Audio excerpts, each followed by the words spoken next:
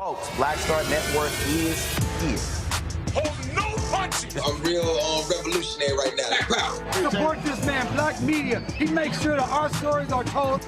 Thank you for being the voice of Black America, Roland. Stay black. I love y'all. All momentum we have now, we have to keep this going. The video looks phenomenal. See, this difference between Black Star Network and Black-owned media and something like CNN. You can't be Black-owned media and be scared. It's time to be smart. Bring your eyeballs home. You dig?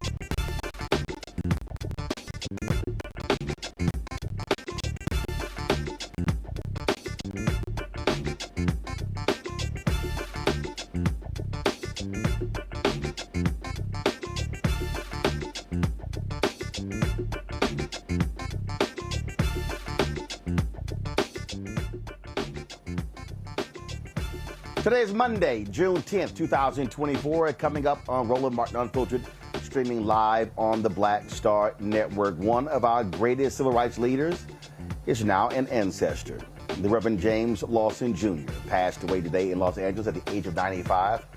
We'll take a look back at his phenomenal life. He is an extraordinary figure, an architect, the architect of the Nashville movement, a man who believed in the Gandhi principles of nonviolence, that he actually went to prison for refusing to enter the draft to go to war.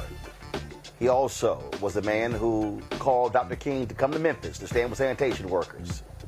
We'll talk to folks who knew him. We'll also hear from him in several interviews that I conducted with him over the last several years. Folks, it is time to bring the funk. I'm Roland Martin Unfiltered, the Black Star Network. Let's go. He's got it. Whatever the miss, he's on it. Whatever it is, he's got the scoop, the fact, the find. And when it breaks, he's right on time. And it's rolling. Best believe he's knowing. Putting it down from sports to news to politics. With entertainment just for kicks, he's rolling. It's on go, roll, y'all. It's Roland Martin, yeah.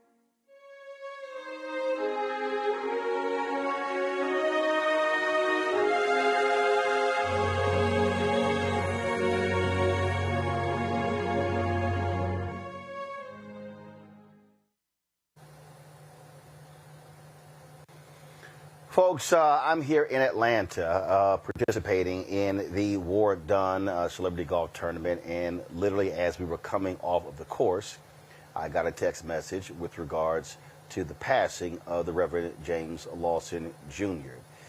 His family announced that he died of cardiac arrest in Los Angeles at his home there. He was 95 years old. Dr. Lawson was born in Uniontown, Pennsylvania. But he really became known for being the architect of what is called the Nashville movement. That, of course, is the movement that trained many civil rights workers, including John Lewis, Diane Nash, C.T. Vivian, and so many others. He also, of course, worked alongside Reverend Dr. Martin Luther King Jr. It was Lawson who was working in Memphis, who was the one who the sanitation workers tasked to call Dr. King to come to Memphis to stand with him. He was an extraordinary figure. He later relocated to Los Angeles, where he pastored a church there in Los Angeles. The thing that was so amazing about Reverend Lawson is that he was not trying to become a civil rights entertainer. He was not someone who was on the circuit, who showed up at awards and dinners to be praised. In fact, he was someone who preferred not to be seen, not to be heard, because he was all about the work. In a conversation I had with him, we talked about that. He also said that his last image, he said, my last image of Martin was him standing in the pulpit at Mason Temple and me sitting on the last pew in the church. He said Martin was where he was supposed to be, and I was where I was supposed to be. Even folks in later ages, he was an extremely sharp figure, strong mentally, who really had solid thoughts as it related to Black Lives Matter, as it relates to organizing and movement building. Reverend Lawson was that kind of figure. And if you want to understand someone who was egoless, I remember moderating a session at Congressional Black Caucus Foundation, AOC. And it was a session with Dr. Harry Edwards, other officials of the NFL. We were talking about Colin Kaepernick in protest. And one of the, so a gentleman stopped me, actually, the president of Alpha Phi Alpha, told me, he said, hey, we're about to leave. He said, I'm here with Dr. Lawson. And I said, I'm sorry, what do you mean you're here with Dr. Lawson? He said, yeah, Jim Lawson. He said, he's over there in the corner. And so I looked to my right, and literally, sitting in a corner was Reverend Jim Lawson, listening to the conversation. And they were leaving. And I said, no, Doc, you can't leave. You can't leave without speaking to this crowd. I'm always one where I say, look, don't give folk the microphone. I'll hold it myself. And I said to the audience, here's one individual who I will gladly hand the microphone over to because I wanted the folk in the room to know who he was. And again, did not come in with any fanfare. Didn't have folks all around him. Didn't have assistants scurrying. He didn't demand a seat on the front row. He was literally sitting in the corner in the back, listening and watching the conversation. And so I had him speak. A couple of years later, we went to Los Angeles, and I wanted to interview Dr. Lawson. And he didn't want to do it at first. Again, he was not somebody who sought the limelight, but he agreed to do it. We were preparing for MLK 50, and we were doing interviews with a variety of individuals regarding the assassination of Reverend Dr. Martin Luther King Jr. Well, when it was time to actually start editing, I discovered the folks at TV One lost the interview. They literally couldn't find it. I was beyond angry. I was pissed with what happened. We didn't have it for 2018. But later that year, I was working on an election special. We're in Los Angeles shooting the special, the Be Woke Vote. And I was telling them about what happened. And then I said, well, hell, let me just call Dr. Lawson. So I called him. And it took some convincing. I pleaded with him. I said, Dr. Lawson, your voice is really important. I said, all this would do is take an hour. We will pick you up. We'll do the interview in an hour, and then we'll take you right back home. Then he said, what time? When he came there, let me tell you, folks, it was an extraordinary interview. And when we finished, no one moved. No one said a word. And then the entire production crew began to clap. All because of what this man had to say. A few weeks ago, at the Presidential Medal of Freedom, and I remarked to some White House officials that I really wish that they had awarded him the Medal of Freedom. And I said, I really hope Dr. Lawson can be given this award next year. And then we got the word today that he had passed away. That conversation I had with him, you will see in the next hour. And it's extraordinary dialogue. This man was so amazing. And he believed in nonviolence so much that when he was in seminary, he could have gotten a waiver not to go into the war because he was in seminary. But Reverend Lawson believed in nonviolence so much. He said he was such a pacifist that he chose to go to federal prison instead of using that waiver to get out of going to war. Extraordinary. Too many people don't know who he is. Too many people don't realize the work that he put in. But today we absolutely lost one of our greatest civil rights leaders, one of our greatest organizers and tacticians ever. A few weeks ago, he joined Mark Thompson on his show to talk about the war between Israel and what's happening in Gaza. Reverend Mark Thompson joins us right now. Mark, glad to have you on the show. He was 95 years old, but that brother was still sharp of mind with tremendous insight on present-day issues. Most certainly was, and thank you, Roland, for this tribute. As always, you are covering what we need you to cover, because this is a sacred day. James Lawson, if Dr. King was our modern-day Jesus, then James Lawson was our modern-day John the Baptist. He went to India before Dr. King. He did a lot of things before Dr. King, with Dr. King's full knowledge, to go and kind of make way for the one who would follow. He went to India. He studied Gandhi. Dr. King followed him there 2 years later. As you mentioned, he went to jail as a conscientious objector. He was an absolute, uncompromising proponent of nonviolent civil disobedience. So much so as we all were celebrating the Montgomery brawl, James Lawson chastised us. He said any type of violence that we exhibit is wrong. He was truly a believer in the nonviolent principles.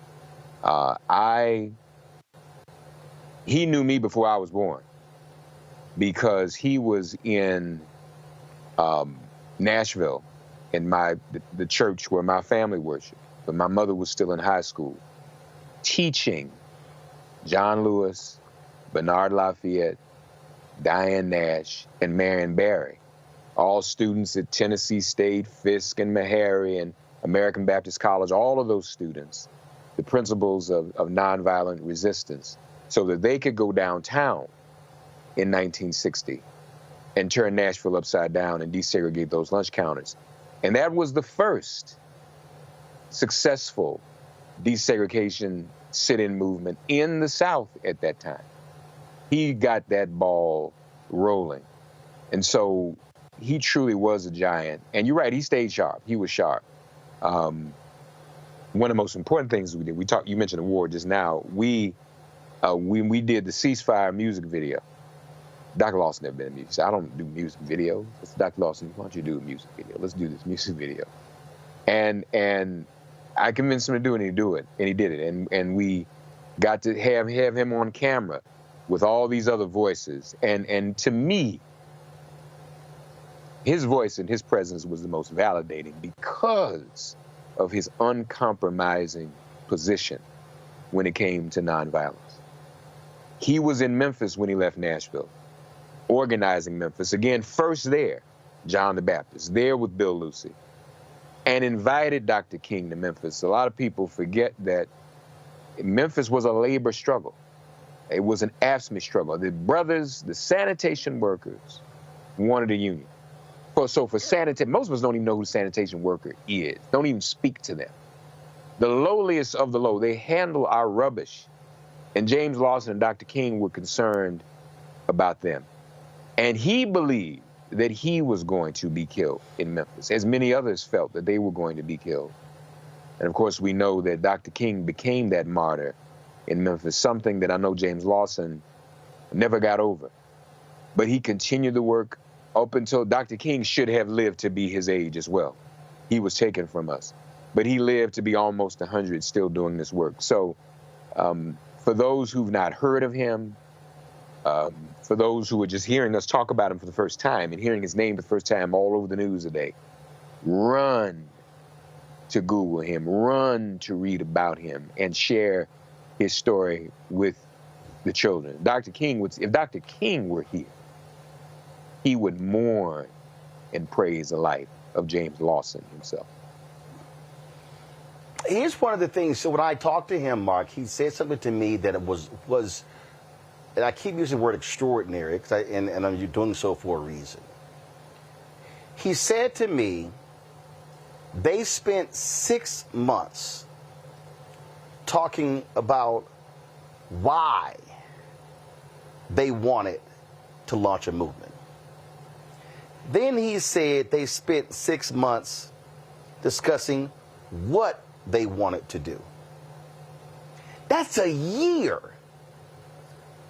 Today, we'll call a meeting, and by the end of the meeting, we got an Instagram page, a website, we got a Zelle, PayPal, Venmo already created. And so what he was talking about was having this deep understanding of a commitment to movement building. And discipline and knowledge, because they studied. They read the scripture, they understood and learned from the successes of the past and the mistakes of the past. We don't do them. We don't read like we should. A lot of us don't. And we do just kind of jump out here. Now, there's a convenience and an expeditiousness to being able to jump out there and have the Instagram accounts and the social media accounts. But they had none of that. Marcus Garvey had 6 million members in his organization, and there was no social media, no internet. So it just shows what we were able to do. And to your point, Roland, we can run out here and do something quickly nowadays with social media helping us. But is it as effective as what they did when they did not have those resources? Can we boycott riding the bus for 400 days, but we have social media now? You know, can we go to the lunch counters and be beaten and not retaliate, even though we have social media? If the sanitation work, the people who pick up our trash, the regular everyday people who make this little red wagon of America go, if they need us, can we drop what we're doing and organize a boycott and a march that is effective and wins their rights? But we have social media. So this was the power that he had. And as I said, it was a little embarrassing. You know, he came on the show right after my show right after the Montgomery brawl. And I wanted to ask him how he felt. First, I called him. I said, black folk fought back, jumped off the ferry, whipped the white folks with chair. We all wearing chair necklaces and earrings. So how you feel about that, Dr. Lawson? And some very prominent leaders in our civil rights movement disagreed with James Lawson for what he said. He said, no, nonviolence is the only answer. He didn't support it. I said, even in this face of self-defense, he said no because he taught that the greatest self-defense was what Jesus taught, and that is to turn the other cheek. Unless it was in the case of something that where one's life was in jeopardy and one had to save one's life. But then even he said it was not for the purpose of taking another life. You're right, his humility was legendary. Never had an entourage. Always sat in the back of the room. You kind of had to cajole him to the front and cajole him to the mic. And I think a lot of that humility had to do with his relationship with Dr. King and his service to Dr. King. You know, Dr. King was the same way. He was a very humble man. Very, very humble man. He could be in the room with folks like Mukasa Willie Ricks and others, and even at times Kwame Ture, calling him an Uncle Tom to his face. And Dr. King wouldn't even get upset. He'd still have them walk right beside him all the way from Sumner, Montgomery, saying, you know, Dr. King's acting like an Uncle Tom because of what we did in Selma. We had a turnaround Tuesday. And Dr. King would still stand with those people. He couldn't hurt him. You couldn't hurt James Lawson either. No weapon formed against him could ever prosper, and it never did. Joining us right now is Tennessee State Representative Justin Jones, who represents Nashville. Representative Jones, always glad to have you back on the show. Reverend James Lawson was fired, kicked out at Vanderbilt because of his civil rights work. He was later, years later, decades later, honored by them as a result of that. The Nashville movement does not get the attention that it rightly deserves. Obviously, people talk about the important work of Dr. King, but then you hear people talk about John Lewis and Diane Nash and C.T. Vivian and James Bevel and others, but they all went through the training of Reverend Jim Lawson. That's how huge of a figure he was. I mean, you know, another word I would use to describe Reverend Lawson is intergenerational. Just in April, myself, Ms. Nash, and Reverend Lawson did a panel here in Nashville honoring the anniversary of Nashville becoming the first Southern city to desegregate its lunch counters, and that was because of the brilliance, the strategy, the tactics of Reverend James Lawson. And I called Ms. Nash. That was the first person I called after I heard the news, and just spent about an hour talking about his role, his witness, his example in our lives. A lot of people don't realize that right after I was expelled last year, Reverend Lawson was one of the people who reached out and immediately, you know, said, we want to support you. We have this fellowship with this interfaith organization that we want to support you with so that you will be okay. And as somebody, even as I was a student at Vanderbilt dealing with a school that proclaimed one thing and acted another way, he's somebody who showed up and who spoke up and who helped guide me through that journey there. And so we don't honor Reverend Lawson enough. He definitely should have, you know, was long overdue to get a Presidential Medal of Freedom. Nashville must continue to uplift him because he's the reason why Dr. King came to Nashville and said, I came to Nashville not to bring inspiration, but to get inspiration from the movement that's happening here. And that movement was made possible by Reverend James Lawson, who in 1959 began training students at Fisk and Tennessee A&I and Meharry and American Baptist College in this life work of nonviolence. And even the civil rights movement, what we call the civil rights movement, Reverend Lawson said that it was not the civil rights movement because that makes it seem like it's finished. He called it the nonviolence movement in America and talked about how it continues today in challenging racism and sexism and militarism and what he termed plantation capitalism. And so that's how we honor his work, by continuing the struggle to which he gave his life, continuing to commit our lives, our hearts, our minds, our physical strength, our energy to those movements to dismantle the wickedness that he called out. And he really showed us that faith and justice are inseparable.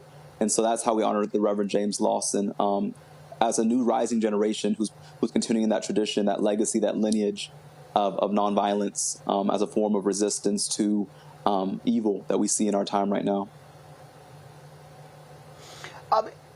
He was not someone who was also shy to speak his tongue. You heard Mark say there where he disagreed with how people reacted to the Montgomery brawl.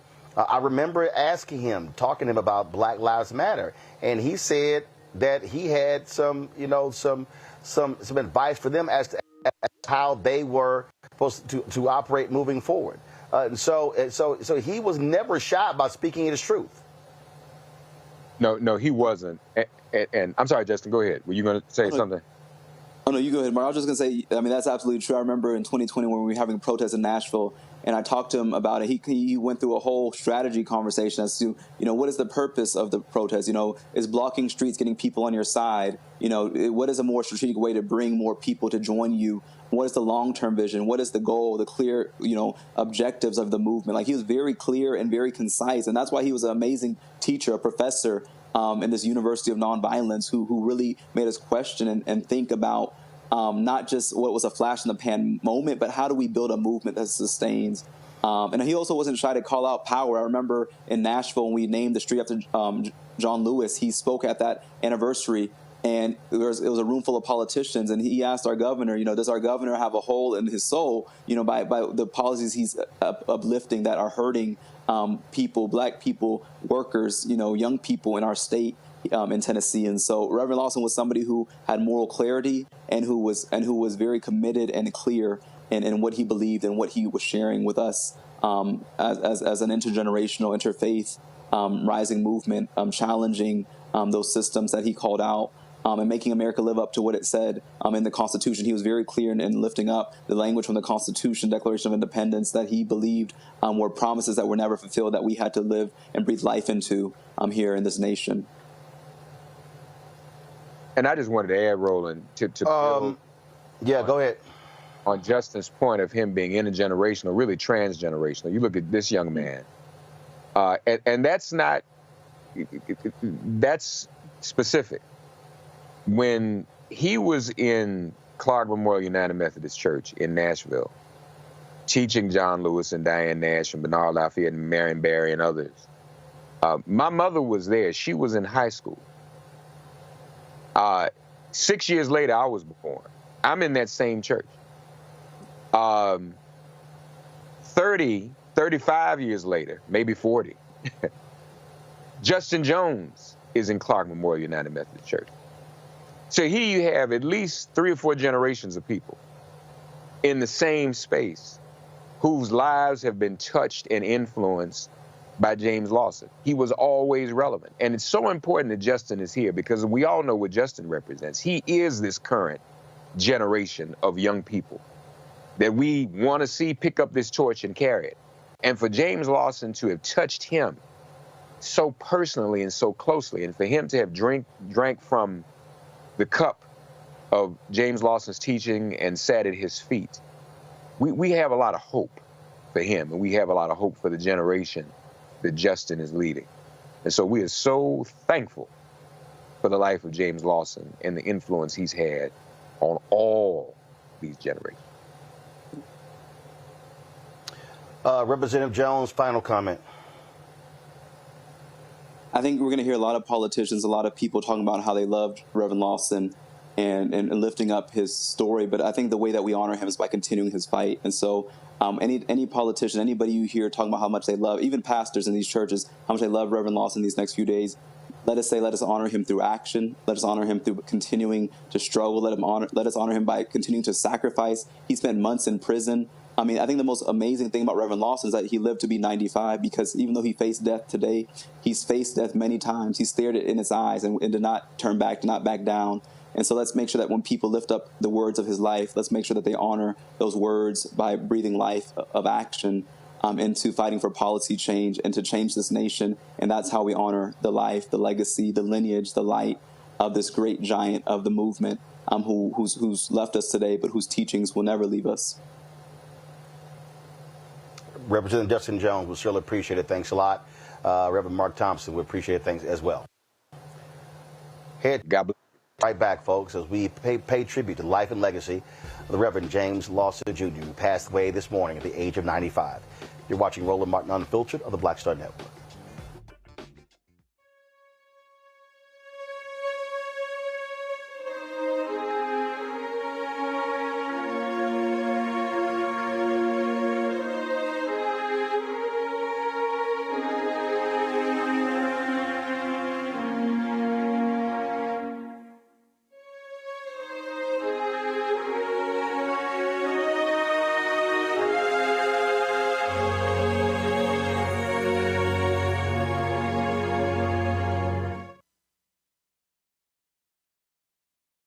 Hello, my brothers and sisters. This is Bishop William J. Barber II, co-chair of the Poor People's Campaign, a national call for a moral revival, and president of Repairs of the Breach. And I'm calling on you to get everybody you know to join us on Saturday, June 29th at 10 o'clock a.m. in Washington, D.C.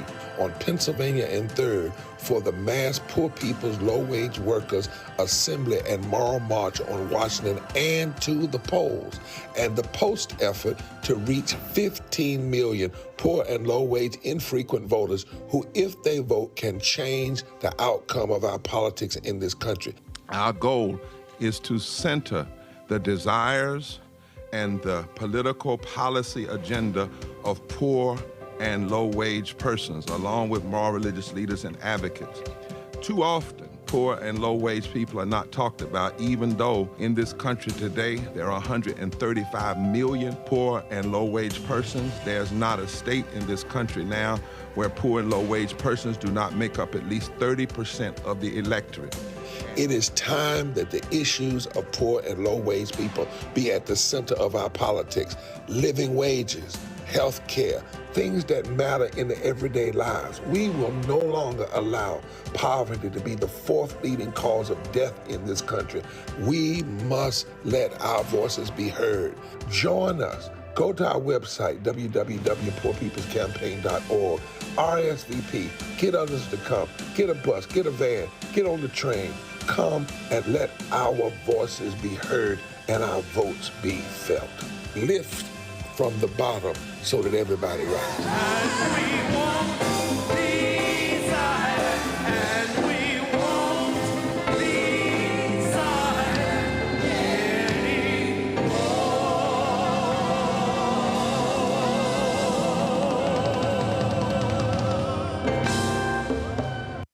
Hey, what's up, y'all? I'm Devon Frank. I'm Dr. Robin B., pharmacist and fitness coach, and you're watching Roland Martin Unfiltered.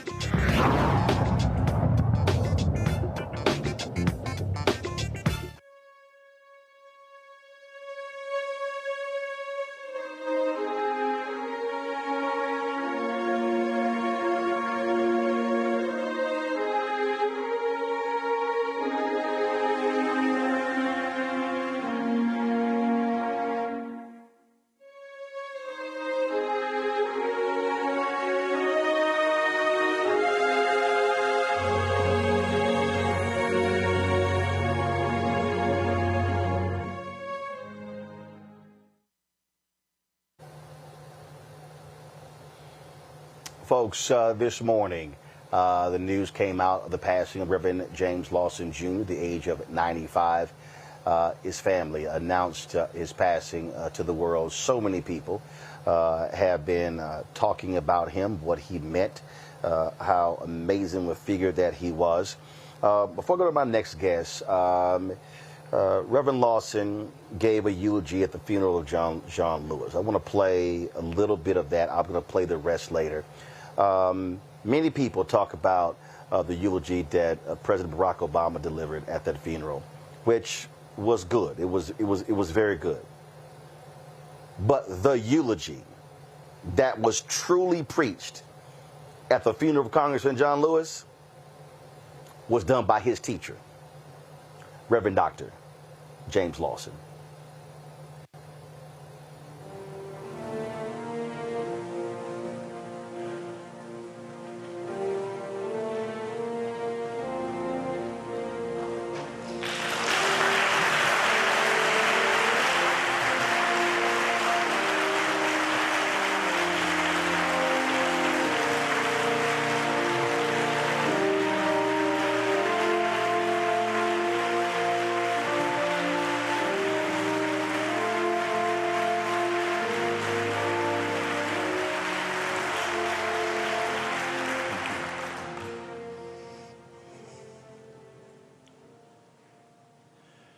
Pastor, sisters and brothers, members of this Lewis family that so wonderfully nurtured John in love and hope and courage and faith and the rest of it.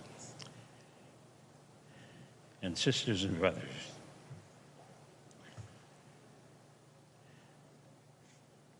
Czesław Miłosz, a Polish Catholic poet,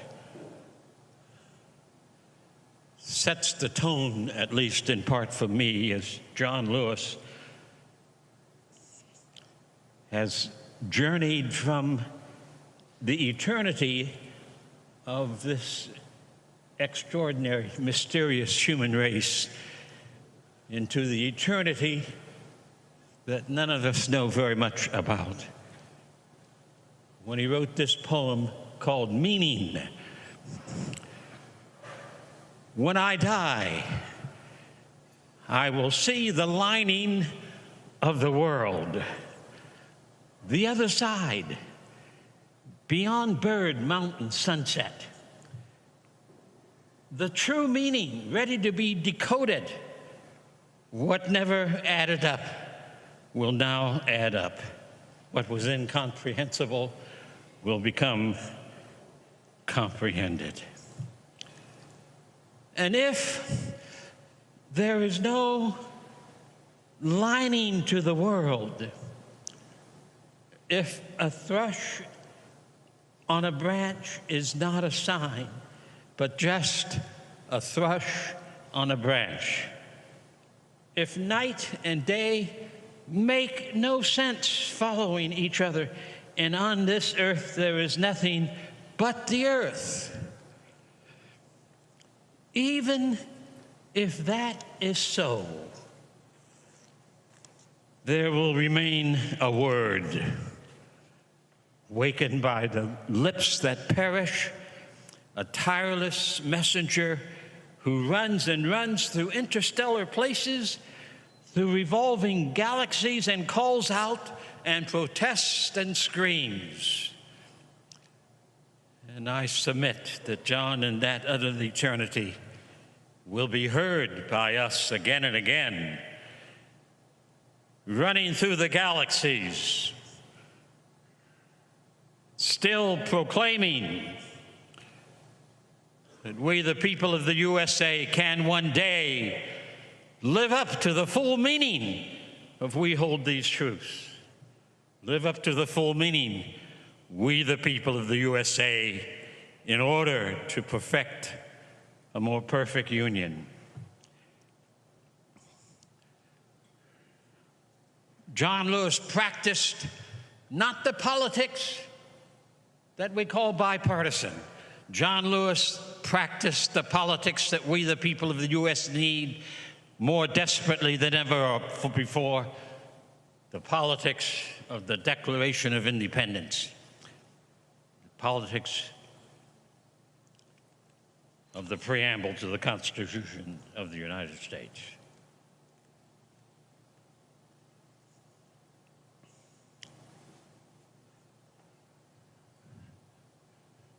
I've read many of the so-called civil rights books of the last 50 or 60 years about the period between 1953 and 1973.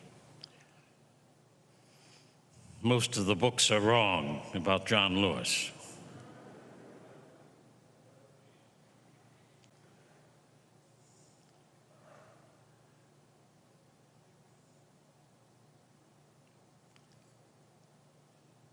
Most of the books are wrong about how John got engaged in the national campaign of 1959-60.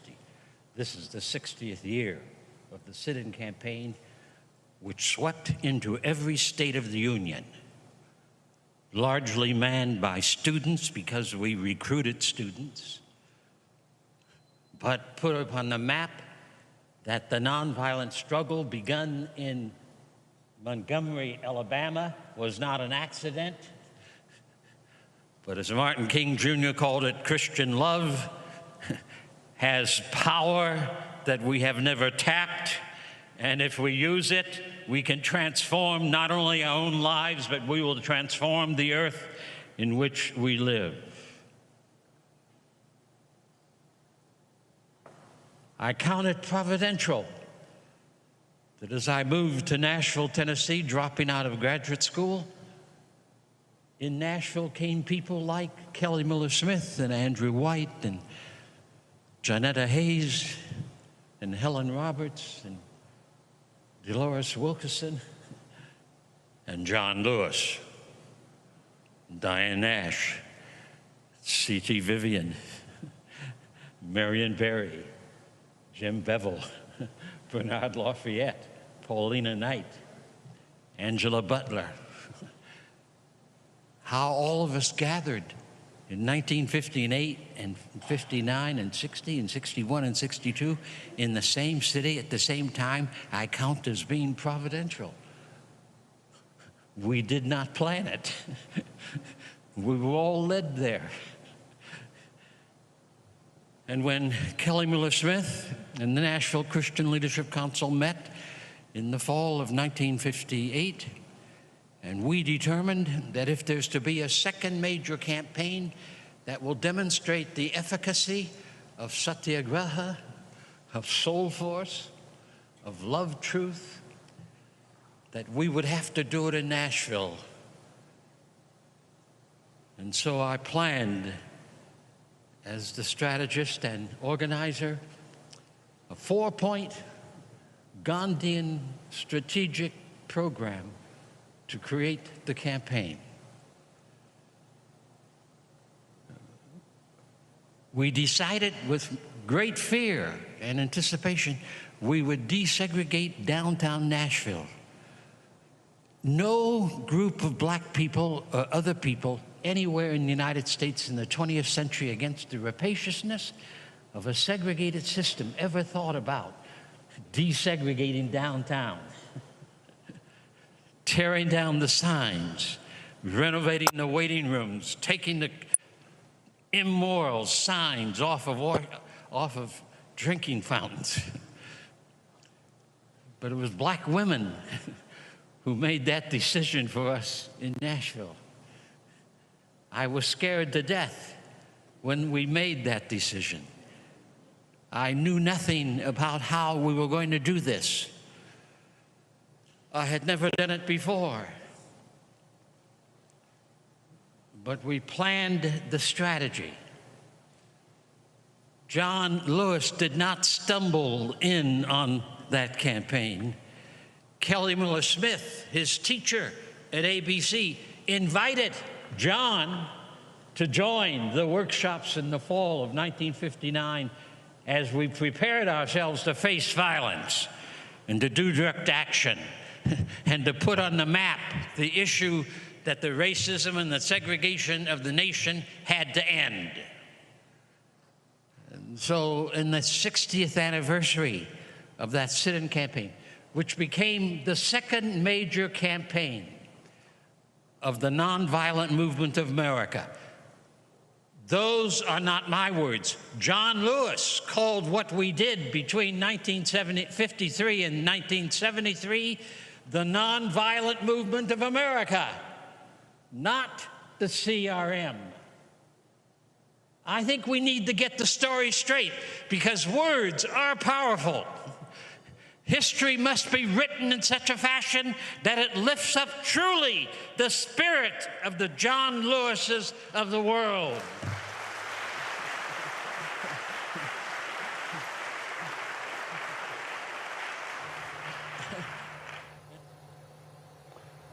Folks, we're going to play the rest of that eulogy.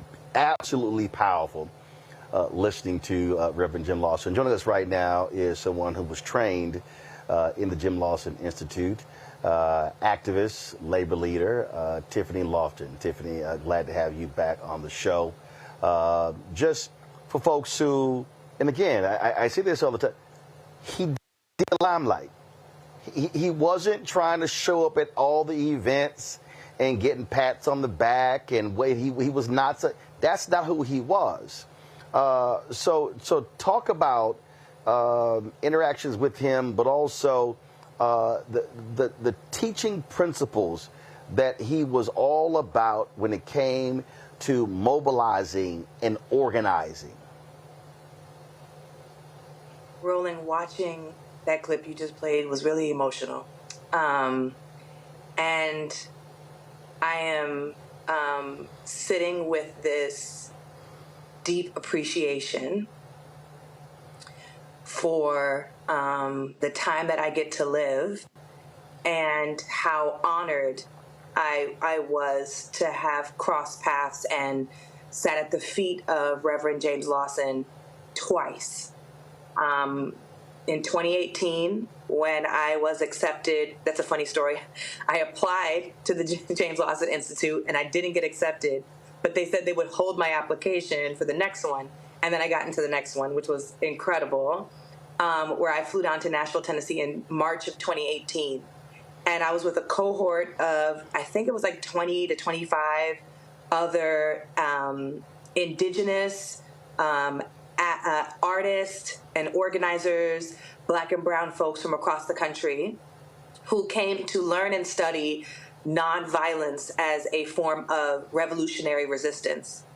And at the time, I was working in the labor movement, but I was working with other organizations that folks know, like the Dream Defenders in Florida. I had just helped start the Ohio Student Association in Ohio. I just came from being the president of the United States Student Association, and I said, well, I want to learn from my elders. And, you know, Roland, you know, I was in LA, K through 12. I did not learn who James Lawson was in school.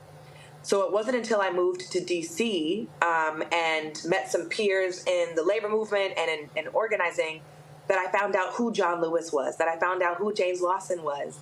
And I'll never forget hearing his voice and seeing him at the panel after the March on Washington anniversary with the late Bob Moses, who is also now an ancestor. And I looked at these folks and said, well, who are these old guys? Like, who are these people that's telling us that we got to be nonviolent? What are they talking about, right? We have to be violent sometimes. And one of your previous panelists said this, Reverend James Lawson was always intergenerational. And one of the best experiences I will ever have was being a student in the James Lawson Institute in Nashville, where we sat for 3 or 4 days. I was actually looking at the agenda not too long ago of the types of conversations we were having that were things that you don't learn in school, and were organized in a way where young people could come with what they were experiencing and living right then and there, and have a discussion with elders who had already gone through the struggle in different and sometimes even worse ways. And you know, some of the listeners, Roland, might think of, you know, the Selma movie, and they'll remember Dr. Love, the character in the Selma movie, and learning about who James Lawson was through that film. They might watch Rustin, that just came out, and learn about CORE, which Reverend Lawson was a member of after Bayard Rustin created the organization.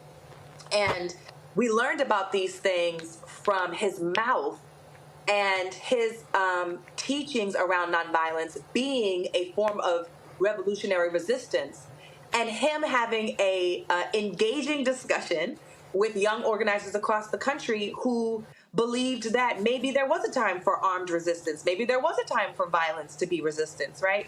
And what I will take away from that discussion is not just his firm standing in the principle of nonviolent struggle, of healing resistance, of revolutionary nonviolence as a form of violence resistance, right? But I will also walk away with him as an accepting elder and mentor and teacher who served his purpose through his whole life, training and teaching people on how to make real changes in their communities. And so many people, right, and I said this on social media, so many people right now owe so much gratitude to Reverend Lawson for his leadership, his study, his work, his example, and his prayers over our communities as he fought against segregation. So many of us benefit from the direct acts and the direct protest and demonstration that Reverend Lawson did, and so many people's lives have been changed because of his work. And I agree again with the fellow panelists, he should have been got a President's Award. And, you know, we want to give people their flowers while they're here. It's just so Yep. It is heartbreaking to know that he's no longer here with us, but that his legacy is what made America what it is today. And Roland, really quickly, yeah, go ahead. SNCC is hosting their 60th anniversary, which Reverend Lawson was also a member of, an advisor to for young people. And they'll be in Indianola, Mississippi. I will be there with Cortland Cox and Charlie Cobbs and Judy Richardson and Jennifer Lawson and so many of other peers that Reverend Lawson was. When is that? When is that? It is June 21st and 22nd.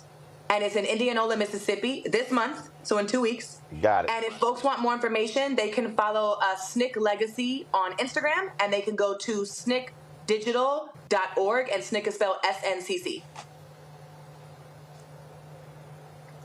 I opened the show with this when we were at CBC, and he was literally sitting in the corner.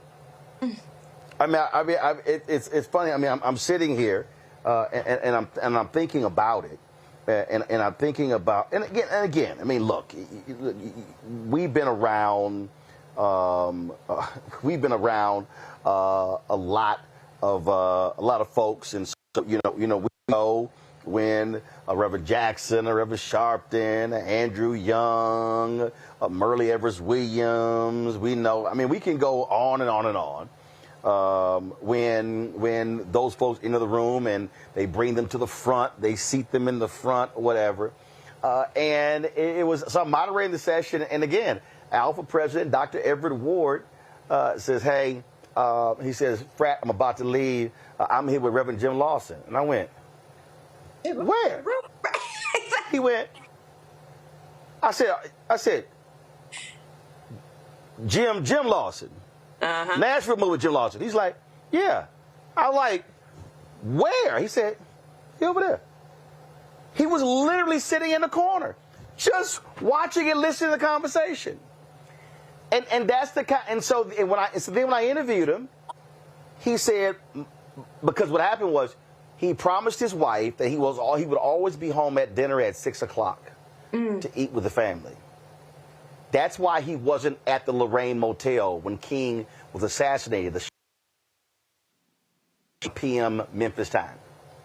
And so when I interviewed him, he said, my last image of Martin was he was in the pulpit, and I was on the last row at Mason Temple, and he said where he was supposed to be, and I was where I was supposed to be. And that statement is so profound because he understood everybody's not meant to be in the pulpit. In the pulpit, he's got to have somebody who's a Lawson, who's satisfied with not being center staged. That's right. That's right. We don't have a lot of civil rights leaders like that now, Roland. There are a lot of folks who want to be in the front. There's a lot of folks who want to be in the pulpit, and they get mad when other people are in the pulpit. And I too have been in spaces where Reverend Lawson was there and just had, like I said, he was so intergenerational, but he was always creating space. And he wasn't somebody who walked, in my experience, he wasn't somebody who walked in the room and said, I know everything and I won civil rights like this and this is how y'all need to do it. He walked in the room and said, what's going on? Let me listen to what other people have to say. And went and studied in India, came back and gave us the philosophy, the theology, the experience. It was a gift to have his expertise and his experience and his critique and his study of nonviolent organizing. And, you know, there's so much happening now across the world that we could talk about forever, which I won't, on how Reverend Lawson is currently influencing protests that are happening around America right now. And some people don't even know where they got it from. It came from Reverend James Lawson.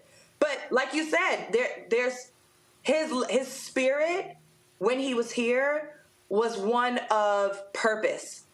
He was so grounded in who he was and what his mission was. And it feels just, it's such a loss to have him transition at this time. But may we all live in the example of being humbled and walking around with humility so that we can help support and train the next wave of change that happens in this country. Tiffany, certainly appreciate it. Thanks for sharing your thoughts about Reverend Dr. James Lawson. Yes, sir. Thanks, Roland. Folks, here is the rest of the eulogy that Reverend Lawson delivered at the funeral of Congressman John Lewis here in Atlanta just a few years ago. That's why I've chosen just to say a few words about it. Kelly Miller Smith invited John Lewis. I met a Fisk student who told me about a student from Chicago who wanted to do something about those vicious signs. I said, invite Diane Nash to the workshop in September because we're going to do something about those signs. I pushed this hard.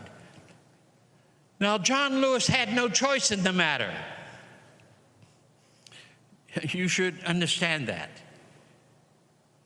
Because all the stories we've heard this morning of John becoming a preacher, preaching to the chickens and other sorts of things, becoming ordained as a Baptist minister. Something else was happening to John in those early years. John saw the malignancy of racism in Troy, Alabama. There formed in him a sensibility that he had to do something about it.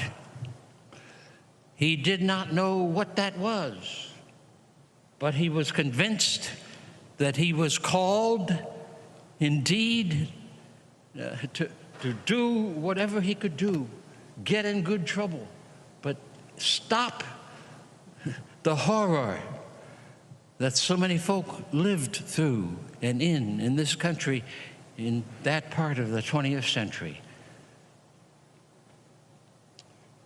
John was not alone. Martin King had the same experience as a boy. I had the same experience from age 4 in the streets of Massillon, Ohio. Matthew McCullum, a pastor whose name you don't know in South Carolina, had the same experience. C.T. Vivian had the same experience. I maintain that many of us had no choice to do what we tried to do, primarily because at an early age we recognized the wrong under which we were forced to live, and we swore to God that by God's grace we would do whatever God called us to do in order to put on the table of the nation's agenda. This must end. Black Lives Matter.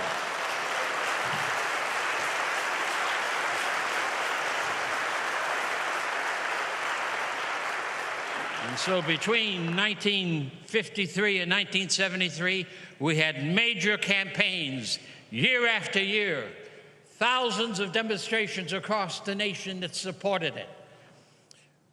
We had folk in the Congress, folk in the White House, folks scattered across the United States who were beginning to formulate what the solutions are for change.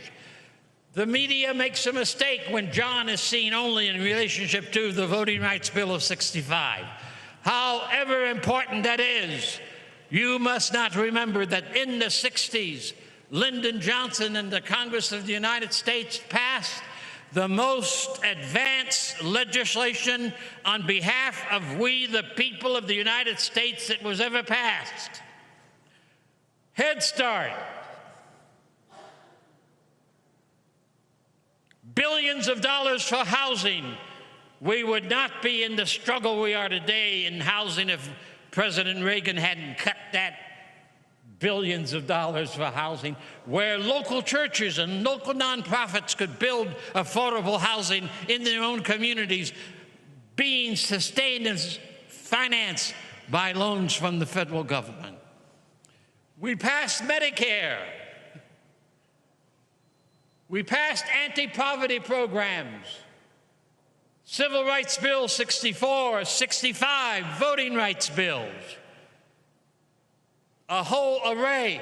John Lewis must be understood as one of the leaders of the greatest advance of Congress in the White House on behalf of we, the people of the USA.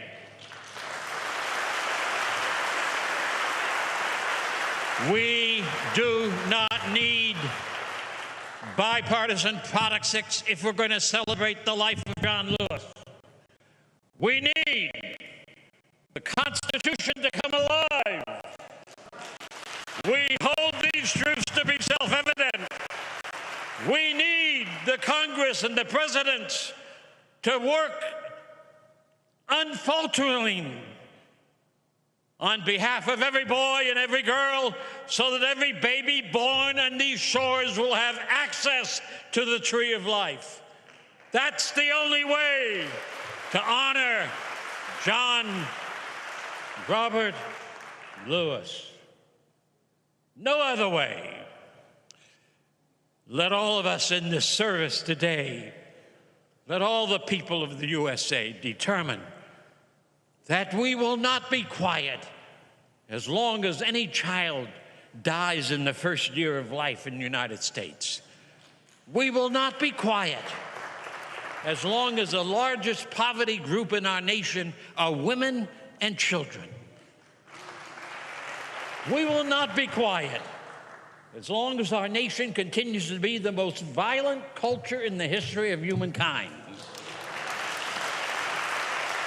We will not be quiet as long as our economy is shaped not by freedom, but by plantation capitalism that continues to cause domination and control rather than access and liberty and equality for all.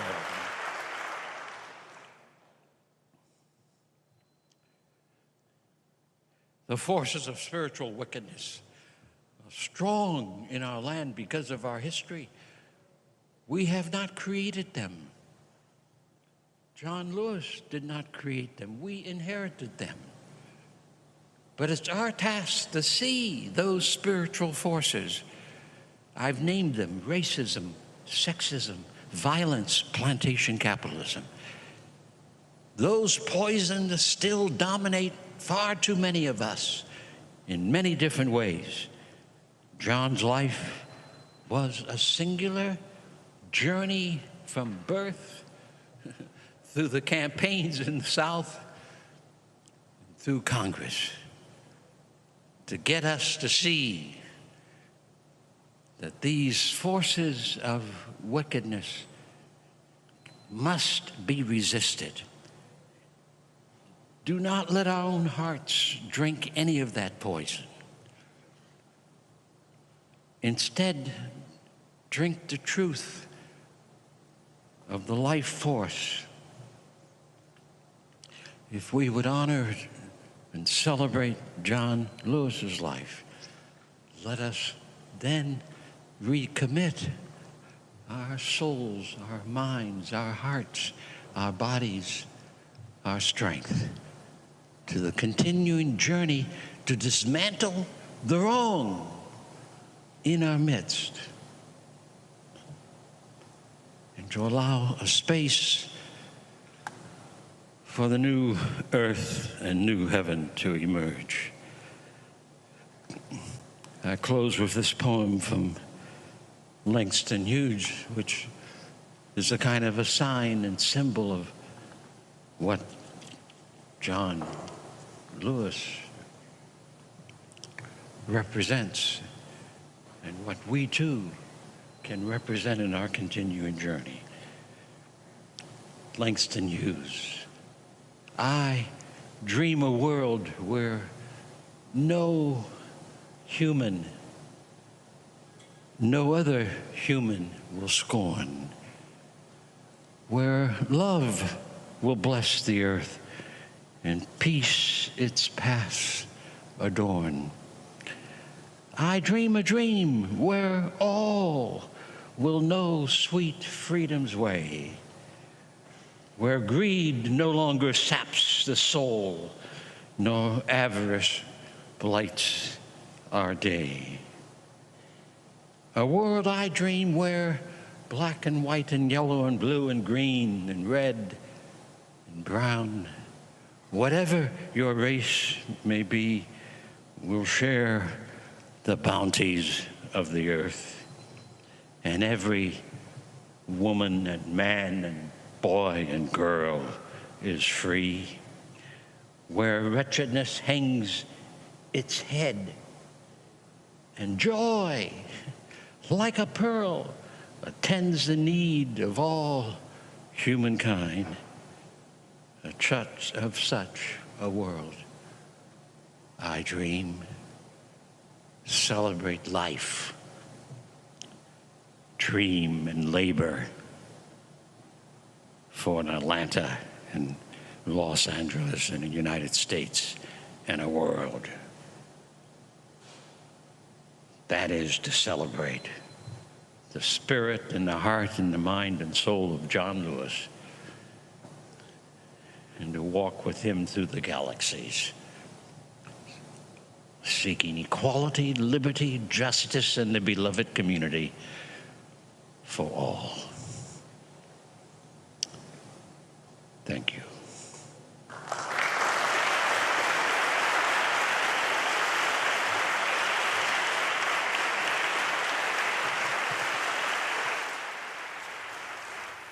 As I said, absolutely powerful and riveting, and that's when he was 91 years old. Going to go to a break. We come back. My one-on-one with Reverend James Lawson. The interview was shot 2018 in Los Angeles. It is one that I guarantee you will blow you away. You're watching Roland Martin Unfiltered right here on the Black Star Network. What we do, folks, we often do these tributes. I call them digital homegoings because I fundamentally believe that we need to pay proper tribute when we lose our great folks and become ancestors. I doubt very seriously you're going to see significant coverage death on any of these networks, but he's deserving of this type of tribute because when we do this, we are introducing or teaching a whole new generation of folks who didn't know. I don't mean just young people. There are people who are Gen X or baby boomers who may have never heard of Reverend James Lawson. So it's important that we have platforms that allow us to be able to do these things and not just give 30 seconds, a minute, or a couple of minutes, but give proper respect and deference to the work of folks like Reverend Lawson. So when you join our Bring the Funk fan club, your dollars are making it possible for us to do that. Our goal is to get 20,000 of our fans contributing on average $50 each. That's $4.19 a month, 13 cents a day. If you want to support our work, send your check and money order to P.O. Box 57196, Washington, D.C., 20037-0196. Cash App, $RM Unfiltered, PayPal, R Martin Unfiltered. Venmo is RM Unfiltered. Zelle, Roland at RolandSMartin.com, Roland at RolandMartinUnfiltered.com. When we come back, you'll hear my sit-down conversation with Reverend Jim Lawson, now an ancestor. He passed away on Sunday at the age of 95. Back in a moment.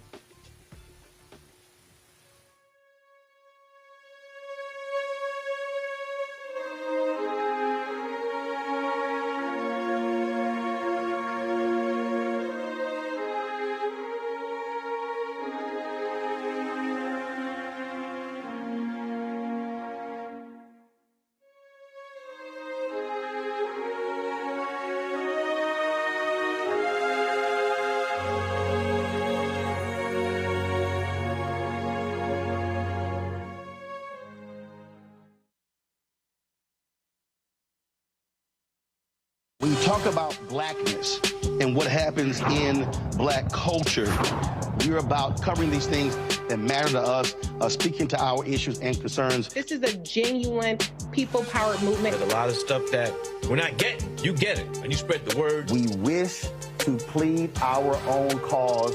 Too long have others spoken for us. We cannot tell our own story if we can't pay for it. This is about covering us. Invest in black-owned media. Your dollars matter.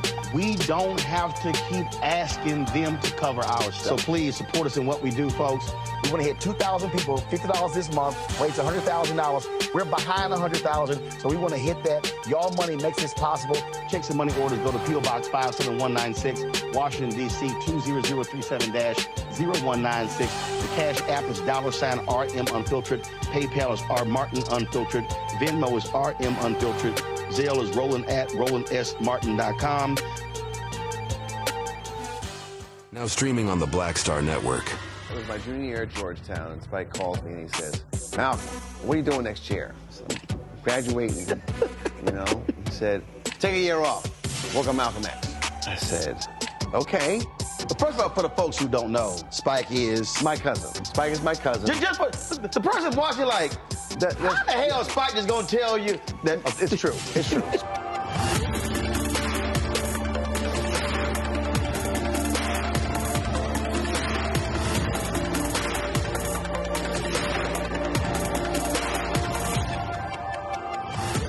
What's up, everybody? It's your girl, Latasha from the A. And you're watching Roland Martin Unfiltered.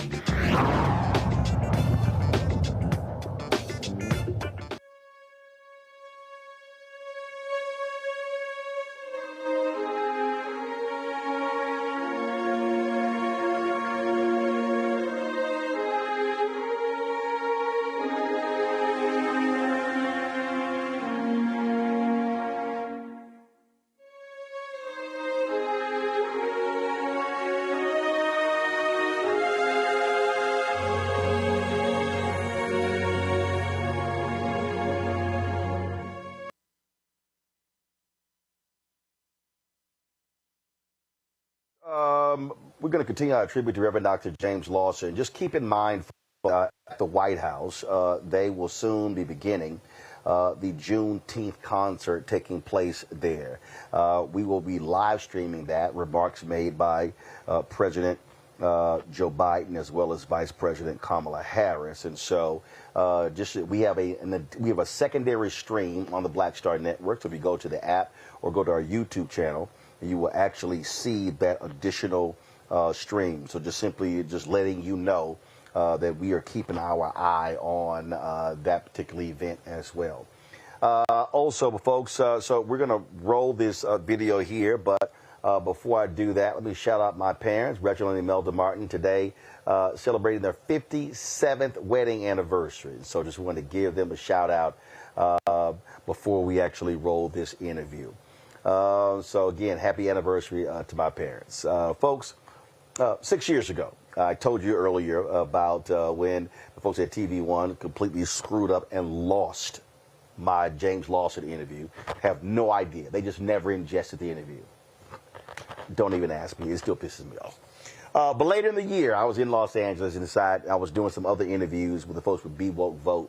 And I decided to call Reverend Lawson and begged him to do the interview. And I'm so glad that he actually said yes to that. And so this here is that conversation. We talked about voting, talked about a lot of different things. I think you'll learn a lot from this conversation. Here it is. Folks, welcome to BeWoke.Vote. I'm your host, Roland Martin, also the host of Roland Martin Unfiltered. And we think about some of the greatest organizers and teachers. When we think about the Black Freedom Movement, some call the Civil Rights Movement, we often hear the names like Reverend Dr. Martin Luther King Jr. We hear, of course, Roy Wilkins. We might hear about Fannie Lou Hamer. But I've always said two of the most unsung heroes, Ella Baker, one of the greatest organizers that we have ever seen, and also my next guest, Reverend James Lawson. He joins us right now. Glad to have him here. Good to be here.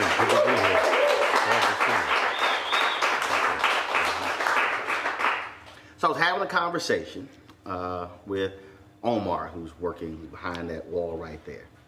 And we were talking about young folks and voting and how do we keep people mobilized. And I said the most underappreciated aspect of the Black Freedom Movement is the fact that y'all taught folks, that was teaching, that was training. You didn't just wake up, go to a rally. No, that's right. You taught folks first. Yes, sir. We help people to interpret their history, not so much from a from the perspective of the conventional wisdom, from the point of view of equality, justice, freedom, that they were human beings. They had the greatest gift of life, and that they had to cultivate that gift in every respect: heart, soul, mind, strength, capacity to be alive, to be human, and to act together. So we mobilized many people. Congressman John Lewis is a consequence of that work that I began in 1958-59 in Nashville, Tennessee.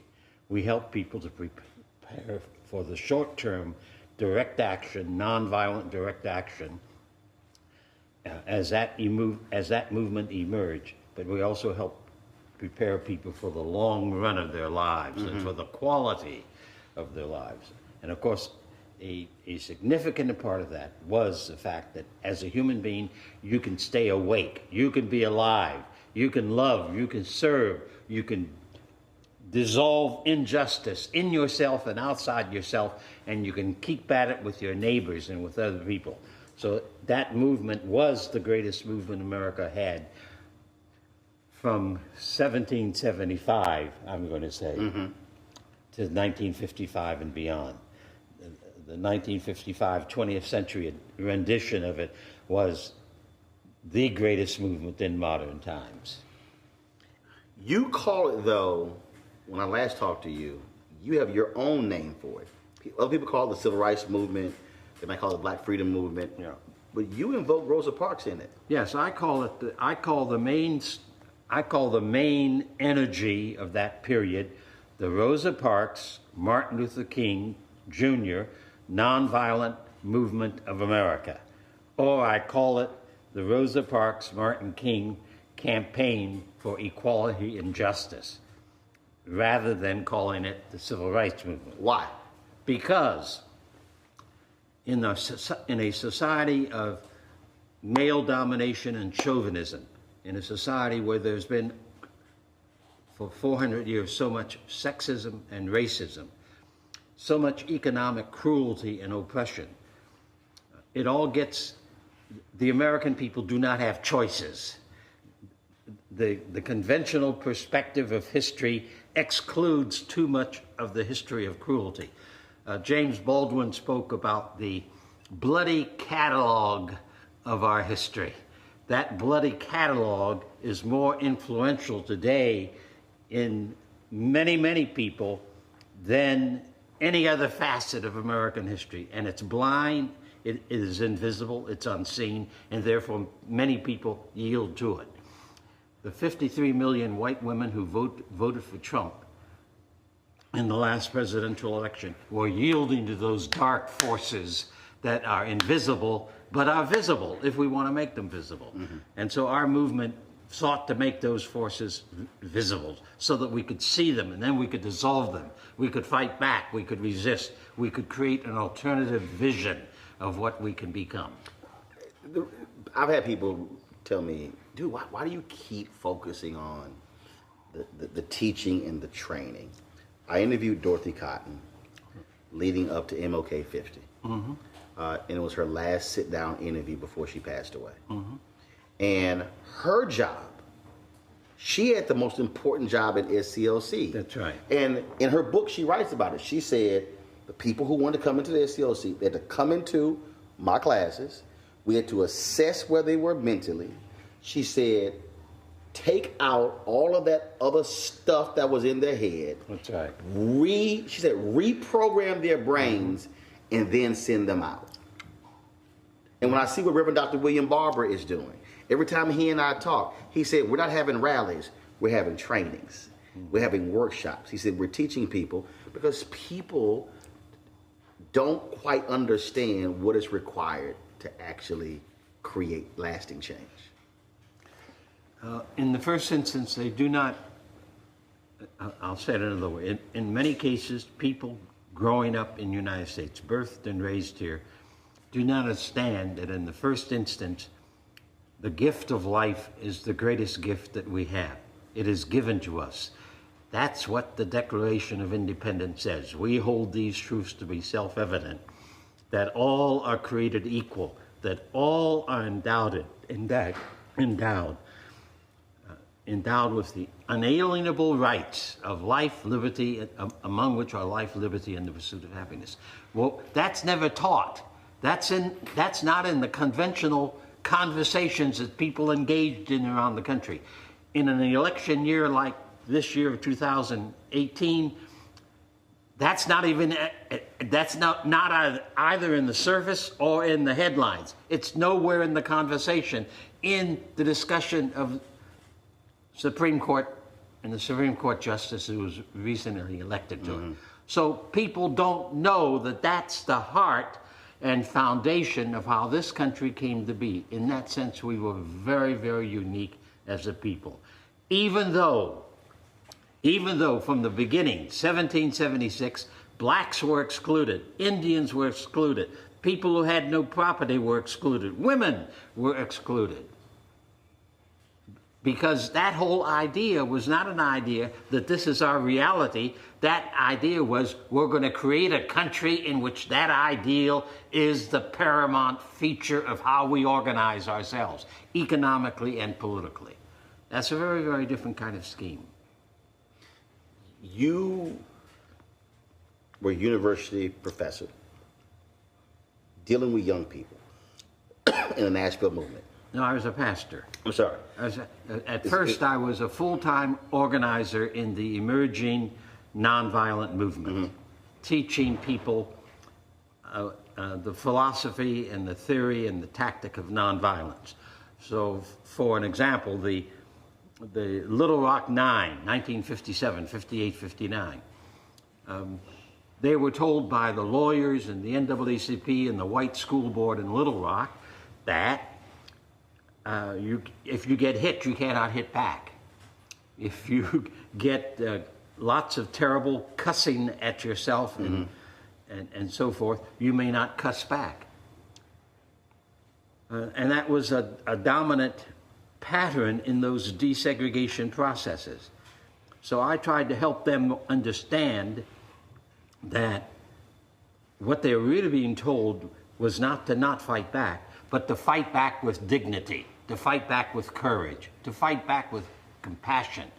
Do not allow the hostility to make you sick as a human being, but allow the hostility to be used that you conquer it and can live through it and work through it and become yourself a stronger person than you ever imagined possible. And you had to confront that when it came to the war. And you could have gotten out of serving. And you said, I'm not going. Well, it was actually, it's actually something else.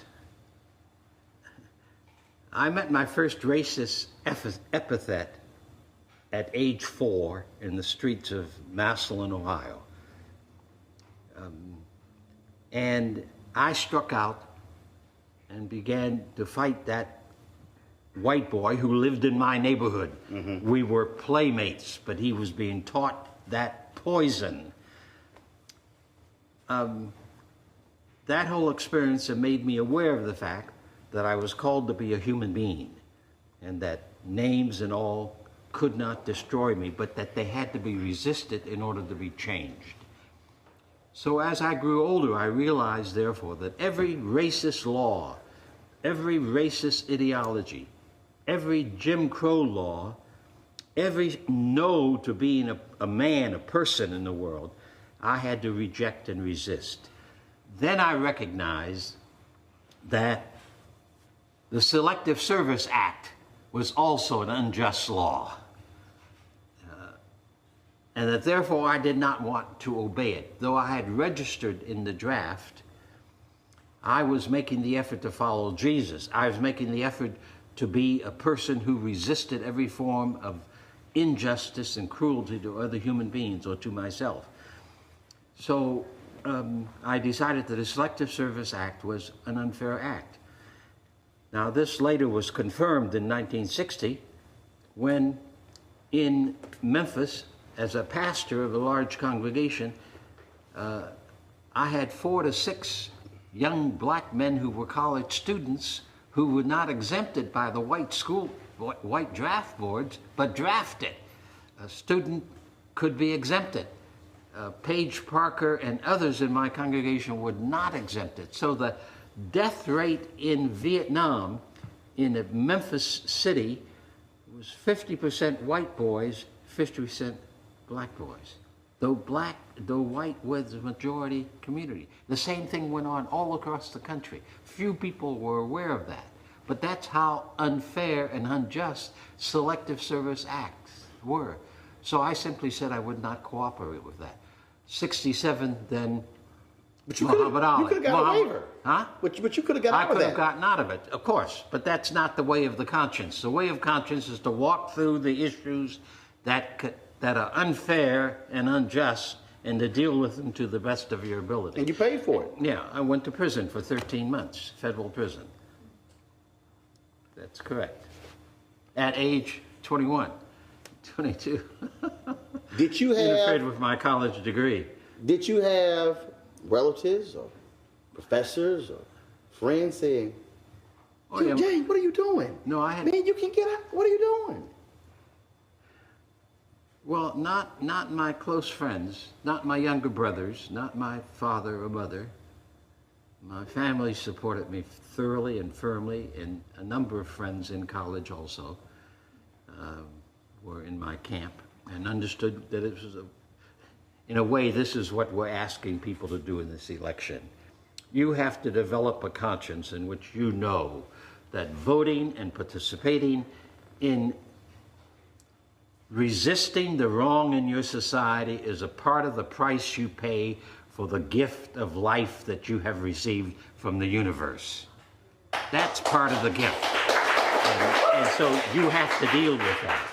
And in the United States, we've made things so easy because we pretend we've been exceptional. We haven't had a hard struggle that the Indians didn't get decimated from maybe 11 million to less than 2 million in 200 years, or that we did not have endless wars with the Indian peoples across this nation. We've pretended all of that's hidden. But the reality is that that was invisible to some. And white political philosophers, and I also think white media people, white professors, leave that history out of the public mix so that many ordinary citizens do not know the price that has been paid by other people for them having the opportunities and access that we do have today. That's part of the reality of conventional thinking. Earlier this year, we were in Memphis for MLK 50. That's right. Mm-hmm. And it is still amazing and just stunning and powerful when you see that just basic sign, I am a man. Exactly. Where did that come from? Where? Because most people see it, but that had to come from somewhere. Yes, that's right. It comes from black song in the centuries of slavery, especially that huge body of literature, which is called the Negro spiritual or black song. When you go through some of that music, and I remember, for an example, as a child singing "Go Down Moses, Let My People Go." Well, that's a liberation song. That's a resistance song. It comes out of the Hebrew Bible. That song and many other songs like that in that black song literature said over and over again, and oftentimes in masked language. You are not a slave, you are somebody. You are a child of the universe, you are a child of God. You are loved, you are created in love. Your task is not to allow this slavery to capture your soul or diminish your humanity, but to grow into the full bloom of that humanity. So I am a man, you are somebody, we are the people of God is a part of the kind of mantras from the past. And I use that very frequently in all of our struggles across the southeastern part of the country, in Nashville, in Jackson, Mississippi, in the sanitation strike in Danville, Virginia, all around. That was a common message from Dr. King, from Ralph Abernathy, from Matthew McCullough, from Kelly Miller Smith, from a whole range of preachers who were actively engaged in that big movement to desegregate public life in the United States. You mentioned sanitation workers. When I interviewed labor organizers who were working with those sanitation workers, we were having this conversation, and I said, folks, I said, you know, whenever we talk about Memphis, Dr. King being in Memphis, for me, the problem is that we forget why he was there. It was those men who said, we demand respect. Yes. Mm-hmm.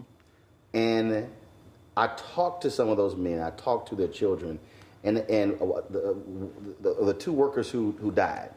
Yes. I talked to one of the sons, and I asked him, I said, what do you want people to know about your father? Because frankly, most people don't even know those two names. That's and right. He said, I want them to know that my dad just wanted to feed his family. Yes, that's right. They were hardworking people who thought that their responsibility with their family and for their family, with their wives and all, demanded that they stand up and seek change in that year of 1968. That's correct. Any number of them were baptized people of the churches where they heard some of these messages there. They had a deep nobility about themselves that made it possible for them to take on the economic system in the Memphis Mid-South area. And they decided that mm-hmm. before anyone else in the community did, you see. Mm-hmm. While I knew of the struggle going on and knew T.O. Jones, the chief organizer, and told him I'd be supportive in any way I could, nevertheless, they themselves made the decision that the strike was the only way they could create the power to change what they called the plantation. And that distinction is important because, again, what often happens when history is rewritten, it becomes, oh, no, this was a leader and that was a leader. And so, for instance, I mean, they tasked you with making the call to Dr. King to come to Memphis. Right. Mm-hmm. But it was the men who said, we are doing this. Yeah, that's right. And I've been asked about, well, how does it feel that you invited Martin King? Well, Martin King and I were associates from 1955 on. And I went where he asked me to come all the time. That was a part of our work. He was a member of the movement. He was the symbol, in my judgment, of that movement. Mm-hmm. And he personified it because of the Montgomery bus boycott. So the phone calls I made, but the phone calls were made as a part of the strategies of the sanitation strike, as the mass meetings were a part of that strategy, as the daily picket marches that we did in downtown, as was the economic boycott, as the recruitment of young people to participate in afternoon marches. So all of that represents a part of the massive number of pieces of a movement. And then, of course, most of all, the people, the 1,300 workers, and the tens of thousands of us who supported them. So the issue for me is not conventional leadership, because it takes all of that for a movement that become a campaign that can forge the philosophy and the power that can push the envelope of injustice in the direction of justice. It cannot be done without the great numbers of people. And what you just described is, again, in Barbara Ransby's book on Ella Baker, where she and MLK differed. She argued that MLK believed that it was pulpit to pew. Baker said, no, it's pew to pulpit. She said, when you move the people and organize the people, she said, leadership will naturally follow. I thought that was an interesting, how that was framed in that particular book. But I want to say, white academy never understood the movement. And the tendency in the academy has been, and I teach still at UCLA, the academy's notion has always been to lift the differences. But the reality is that any kind of movement has the most vigorous kind of conversation and debate, oftentimes with even a lot of anger and fear in the midst of it. We were doing something we had never done before and had never done before in this country. We were publicly, through direct action, challenging the hostility and the segregation signs, laws, and customs and attitudes. That had never been done before. So we were doing work that we did not know how to do, except we had a passion for the sense that this was cruelty and crude. And as Martin King, of course, also reminded us, it was contrary to the Declaration of Independence. It was contrary to the Constitution of the United States. So it had to be resisted. So some of the differences between maybe younger and older, irrelevant. Martin King was only 10 years older than Diane Nash, only 11 years older than John Lewis. Martin King and I was the same age, 5 years apart. So we were all young people in that movement, in my judgment. So SNCC and SCLC did not have that much difference. I was a founder of SNCC and a participant in the organization of SCLC and the development of SCLC. So those differences are how you hammer out a consensus so that when the call is out that we strike, we strike. When the call is out that we have a mass meeting, we have a mass meeting. A movement takes a great deal of consensus, and you cannot reach consensus without oftentimes a long, hard process of conversation, debate, argument, bouncing human experience against human experience until we come out at the right place. I was at Mason Temple on April 3rd, where they had April 3rd, 2018. Yeah, I was there. I was at 2018. Yes, right. You were there April 3rd, 1968. That's right. I was there, yeah. And for the folks who just don't know, I mean, I'm doing this purposely because and the reason I'm doing this is because you were there. And I need people to understand that how they heard these things and what's been framed it's been retold by people who weren't there. That night, I think when we last talked, you said that either did you drive Dr. King to the church or made the call to say, Doc, you need to get over here because they're not trying to hear Ralph Abernathy. Well, they want to hear you. We had been visiting in the motel room from around 5 o'clock on. I had agreed that I would take Martin King and Ralph Abernathy to the mass meeting at 7 o'clock. So I got there early enough so we could visit about everything that needed to be talked about. April the 3rd, by that time, it was a very stormy night. And my colleague, Martin King, was of the mind that no one would show up. And he's always fairly tired. His energy and passion for the work is what very often gave him the drive that he had. So he begged off going, and the three of us finally agreed that Ralph Abernathy and I would drive on to the Mason Temple. That if we felt that King needed to come, we would call back, which is what happened. There were several thousand people there. Well, one of the interesting things about Memphis is that it was the first major campaign we had anywhere in the South where we had an auditorium that we could use that could seat 8,000 people.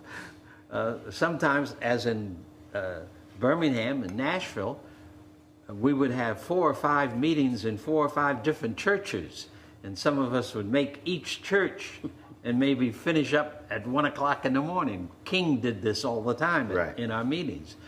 So here, the Church of God in Christ had this sizable temple that seated 8,000 people, and people standing would fill it to somewhere between 10,000, 12,000 people. So he expected it to be empty with all that rain, whereas we were in the midst of really a very remarkable struggle that had massive support from black people and a few people, white people of goodwill. And so we were there in large numbers. When Ralph and I got there, the church was already filling up, the temple was already filling up.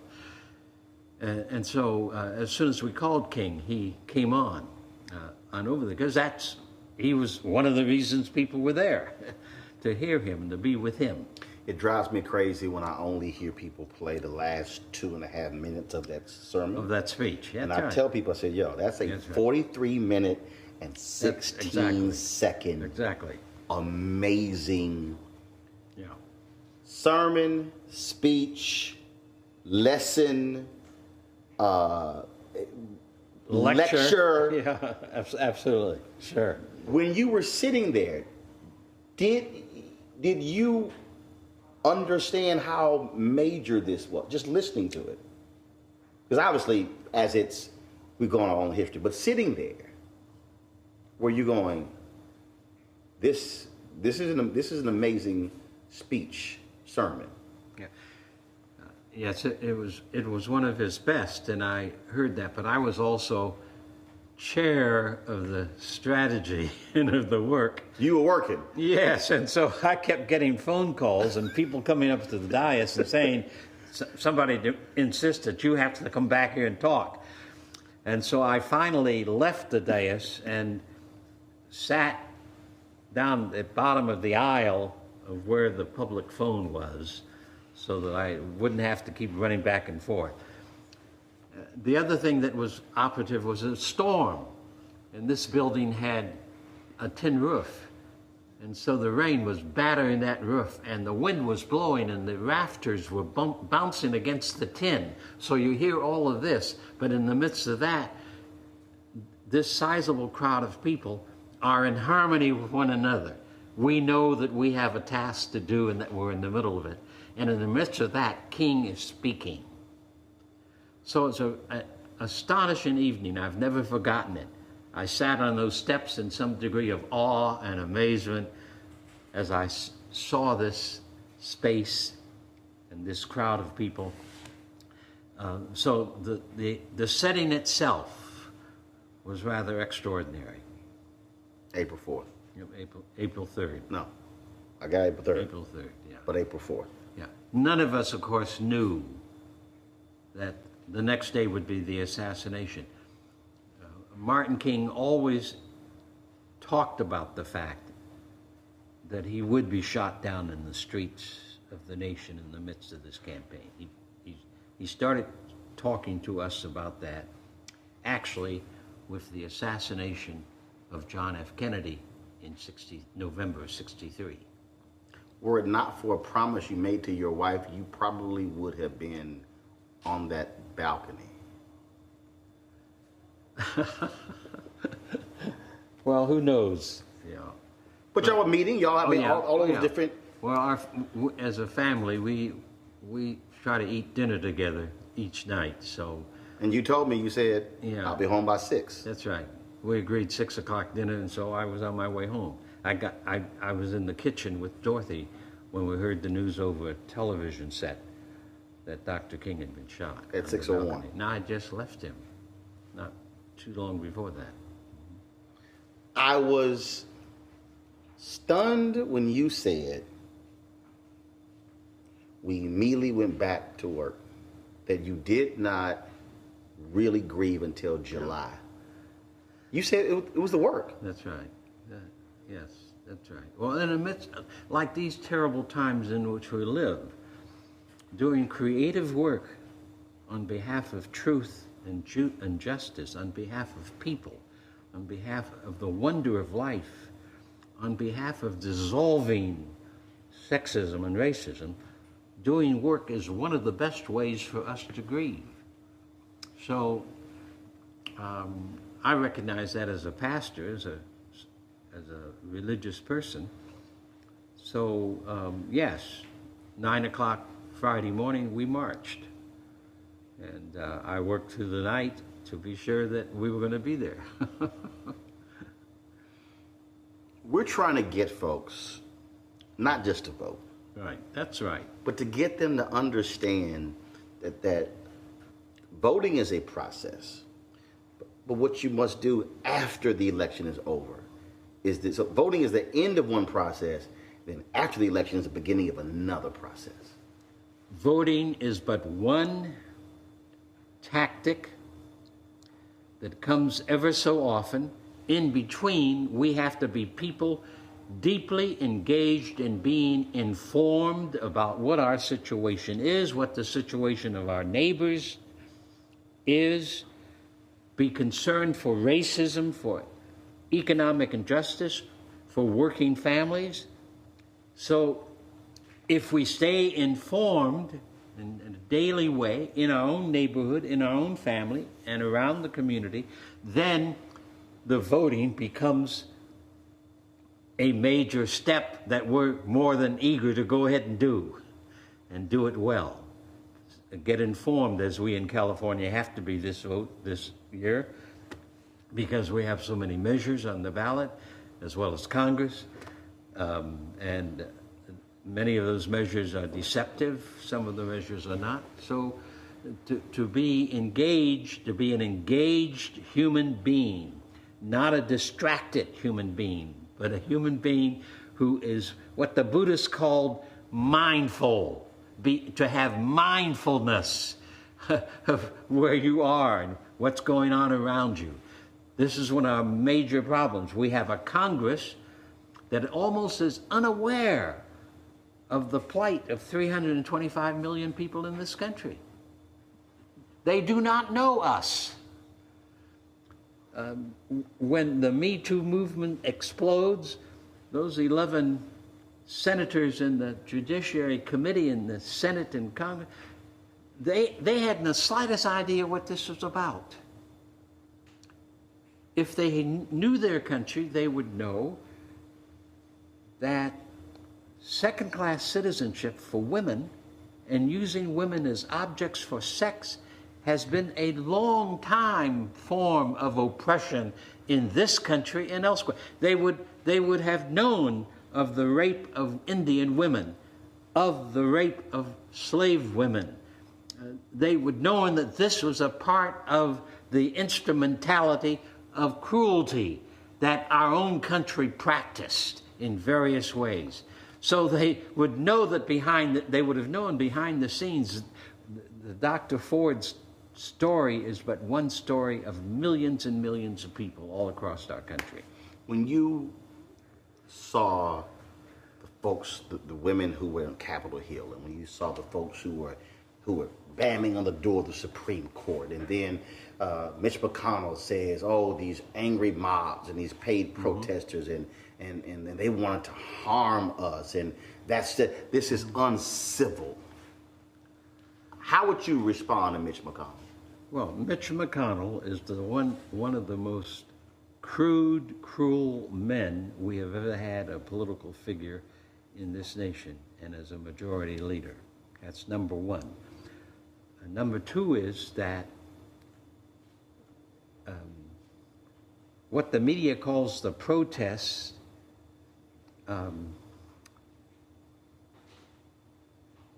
was all right, I suppose.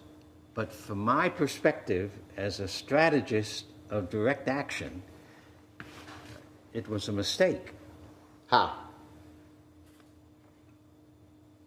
Number one, Judge Kavanaugh, anyone who knows anything about the last 50 years in the United States knows what Judge Kavanaugh represents. Mm-hmm. He represents sexism. He does.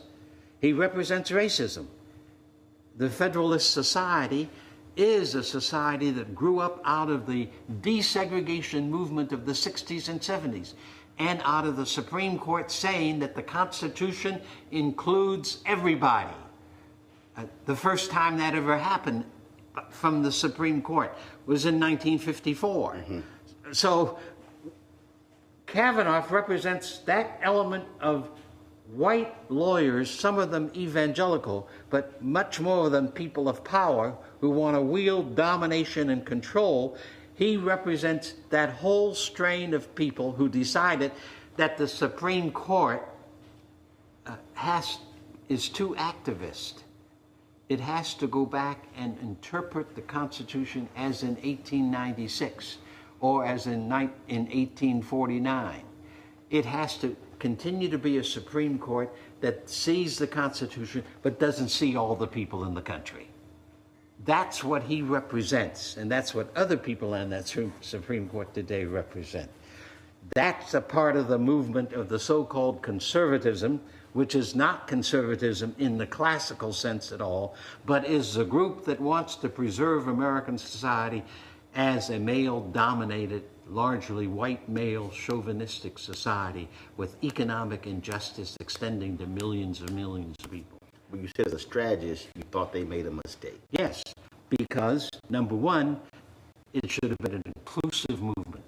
The picture should not have been primarily of women. Black people should have been mobilized in that effort. They should not have worked by themselves. They should have worked with black community groups. They should have worked with Hispanic community groups. They should have worked with male groups.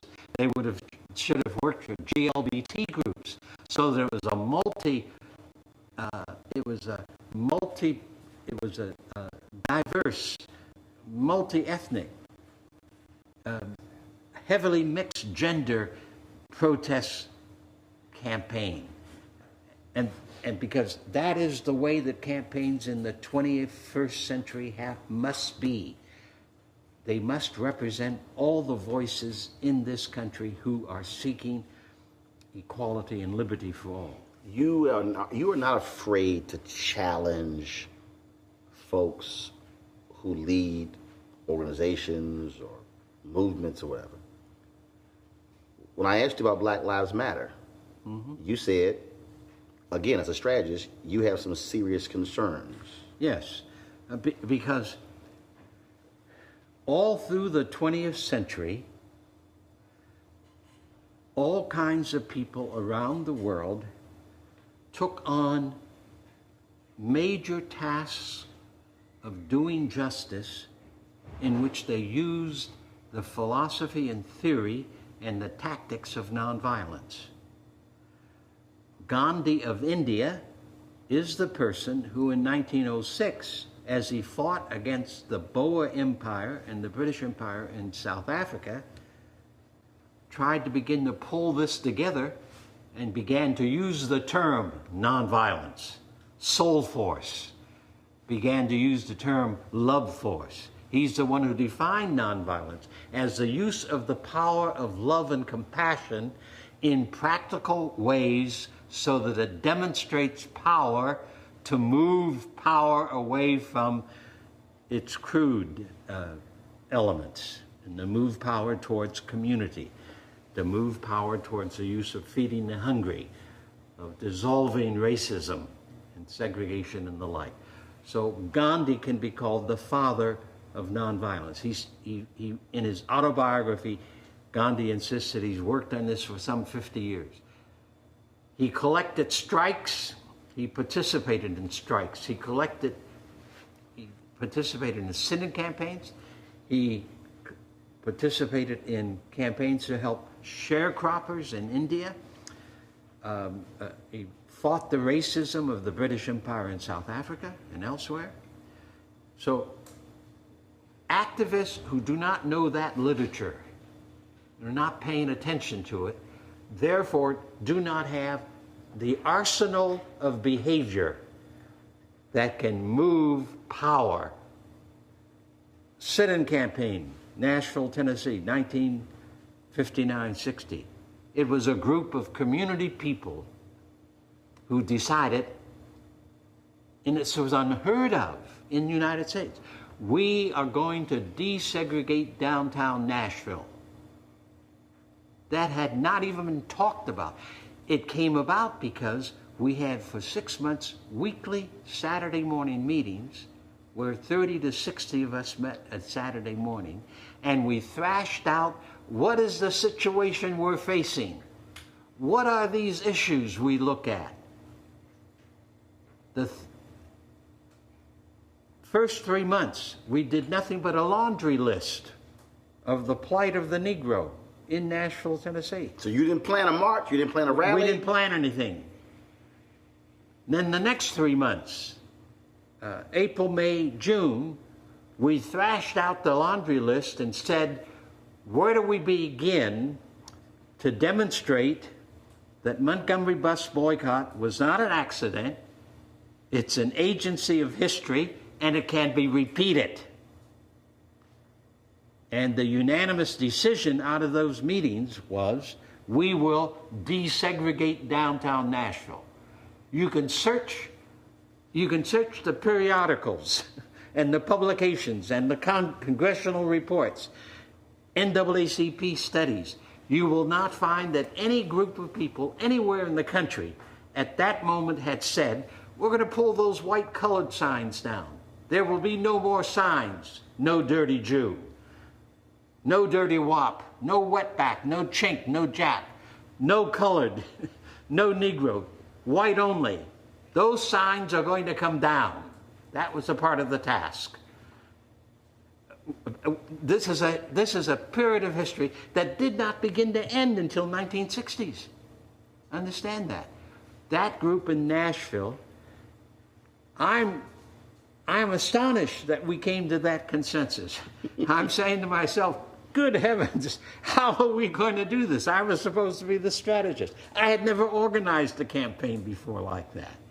Though I had studied Gandhi and nonviolence around the world for some 10 years, lived in India for 3 years and followed Gandhi. Though he was dead, I followed his people in India. I will never forget the experience when that decision was made in June, my saying to myself, what have we done?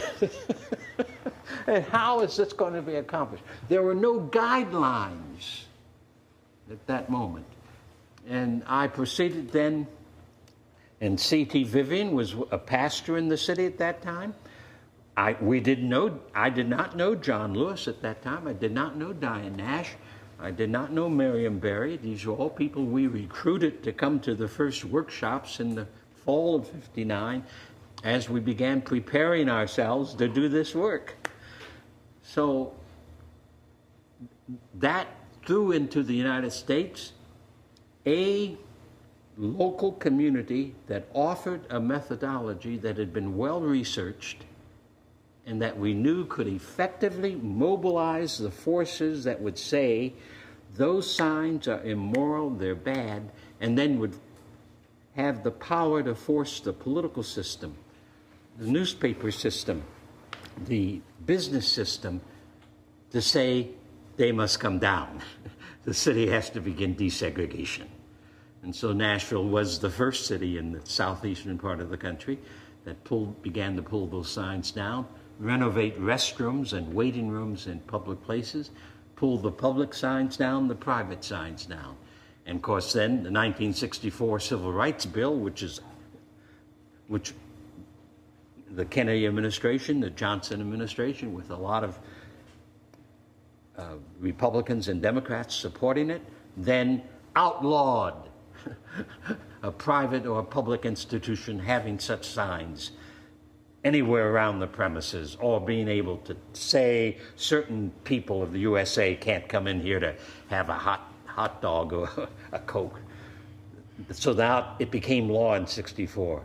But it is Nashville that moved the people in such a fashion that we represented a power that could not be smothered and a power that could not be denied its right to demand that a little bit of justice begin. So what do you tell somebody today? What do you tell that young person who's watching, that person who was in the 20s or 30s, who says, okay, Reverend Lawson, that's great, I hear you. But everything you're talking about, that can't be used today. That won't work today. This is a whole different world. Everything that you've done, I appreciate it, but it can't work in the 21st century. First of all, such a young person represents the United States of America and its conventional culture. That's what I've heard all my life, in the 40s, in the 50s, in the 60s, in the 70s, and today. But they better begin to recognize that in socio-political issues, cultural issues, there are some rules that the universe will not allow to be broken. For an example, an ancient wisdom has said this. Jesus said you cannot get grapes out of a thistle bush.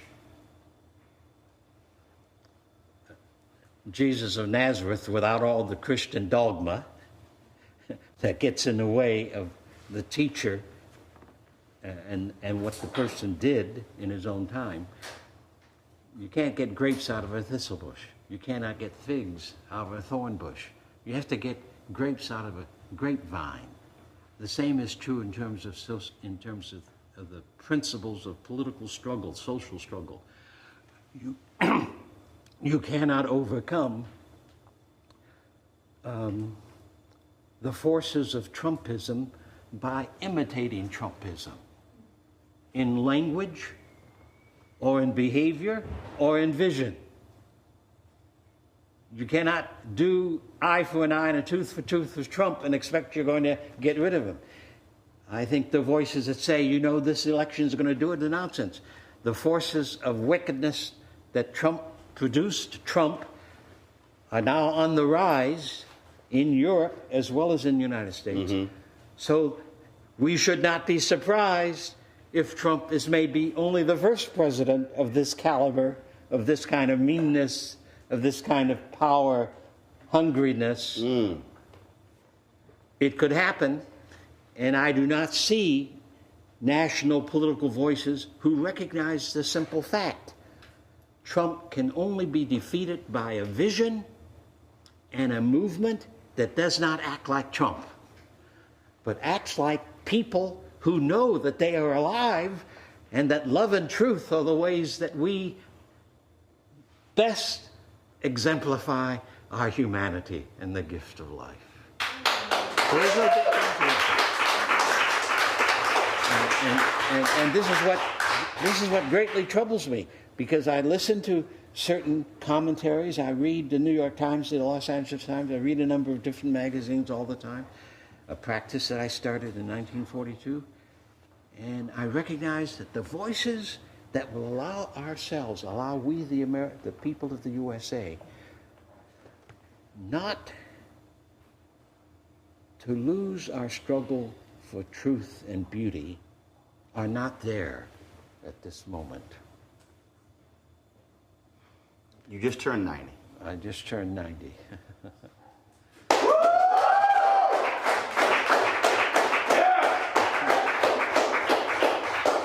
You spent nearly all your life in that pursuit of equality and freedom.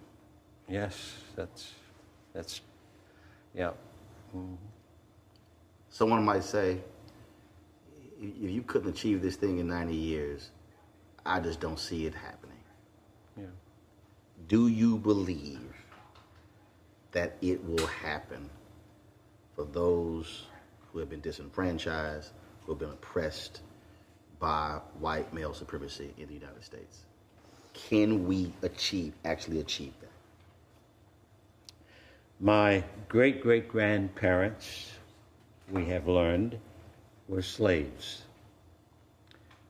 My great-grandfather, as a very young man, with a small young son, escaped slavery going up through the Underground Railroad through Philadelphia up into the Guelph area of Ontario, where my dad was born. Now, all kinds of people then said that slavery is not supposed to be what's going on. We will have to destroy it. So my great-grandfather was one of the people, as a very young man, who then said, I'm not going to live here under slavery any longer. So we don't have slavery now. Now, I have to admit that there's some forms of slavery in other names in the United States. The people who work 60 and 80 hours a day and then have a hard time keeping food on their table or shelter over their head or caring for their children and transportation is of course, another form of slavery, though it's not called that.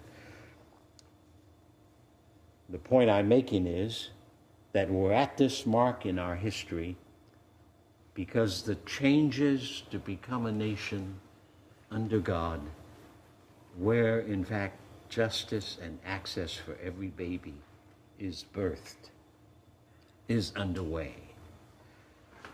And Jeff Sessions, the Attorney General, represents the old order who would like to turn the clock back. But the clock is not going to be turned back. There may be great agony along the way between now and then, but the American people already have indicated that they don't want to go back to segregation. That especially young people today, and if we could get young people to follow the example of Gandhi or Rosa Parks and to strategize their behavior. America says you must do something. Well, doing something that doesn't work is the same as doing nothing. That's Gandhi. So what we did in the Birmingham campaign, the St. Augustine campaign, the Albany, Georgia campaign, the Freedom Ride, the Mississippi Summer campaigns, where we strategized and we analyzed our system and tried to put together the strategic offense that would make a difference. That kind of work in activism is essential work for the next 100 years or so. Two more questions. If there is a group that's assembled, and that group is Pastor Robert Jeffress, Jerry Falwell Jr., Franklin Graham, Paula White, Tony Perkins, Ralph Reed. Oh, yes, Ralph Reed especially. All these white conservative evangelicals who say they all love Jesus. No, they don't. They don't know what that means.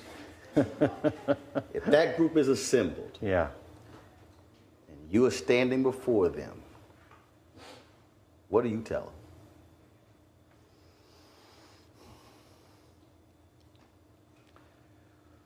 Well, my own idea is that it would be better for me to show them than to tell them. Show them what? In the 50s,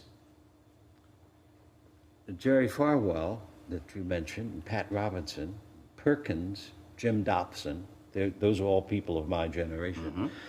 They were all thoroughgoing, in public ways and in private ways, racist, who said segregation forever, who said Jim Crow laws are the way that we have to live.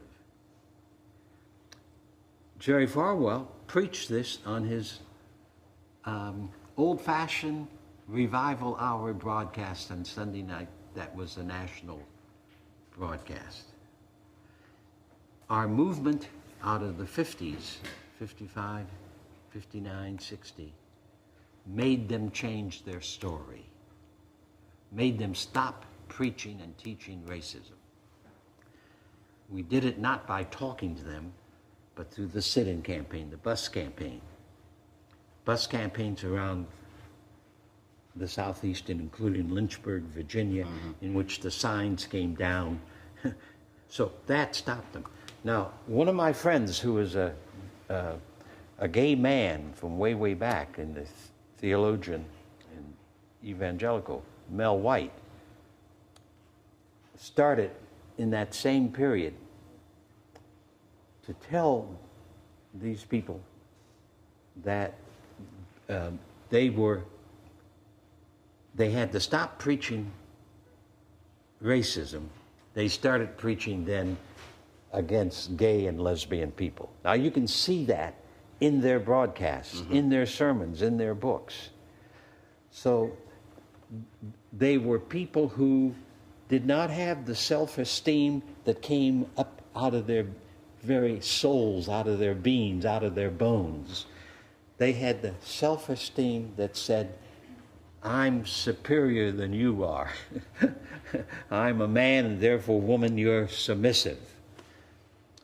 So they have to have a religious teaching that gave them superiority over some other people. Right. So that's where the whole push against gay people and lesbian people began to pick up on the radio and in television broadcast shows. That in itself reveals how weak their religion was. Their religion was not rooted in Jesus or Moses at all, but rooted in USA culture of male chauvinism and domination of some group of people over other people. So we showed them in the movement that they had to stop. And while this hasn't yet happened in terms of gay lesbian issues, and that's a much smaller issue in terms of the numbers of people who are involved, and it's a more diverse, complicated issue because it means that we human beings have to realign our understanding of human sexuality, which many of us are not willing to do. It means, in the Christian world, it means stop saying that sexuality represents how original sin is passed from parents to babies. That's stupidity that came out of the 4th century. So a whole society has to change its understanding and see human sexuality as a good gift of creation, a good gift of life that can be appropriated for the advancement of life and for the achieving human potential. So it's more complicated in that sense. But the point I want to make is that two things. One, yes, every form of discrimination against people, whether it's for complexion or creed or politics or whatever, it doesn't matter. Every form of injustice that deprives people and babies of access must be abolished. That's the task. So it's much greater than even our work in the United States. And the second thing then that I want to emphasize is that these enemies of human life, in many ways, they cannot be talked to very well. They have to be shown by a struggle that allows them to recognize that they're up against a soul force that they cannot smother, that they cannot stop, and that ultimately will demand that the systems of domination will change. And a part of that is what's going on today, to the great dismay of too many people. So the King movement of 1955 is the first time in a very violent civilization, Western civilization, any sizable group of people started to work to change by insisting we can use nonviolence power to create the change.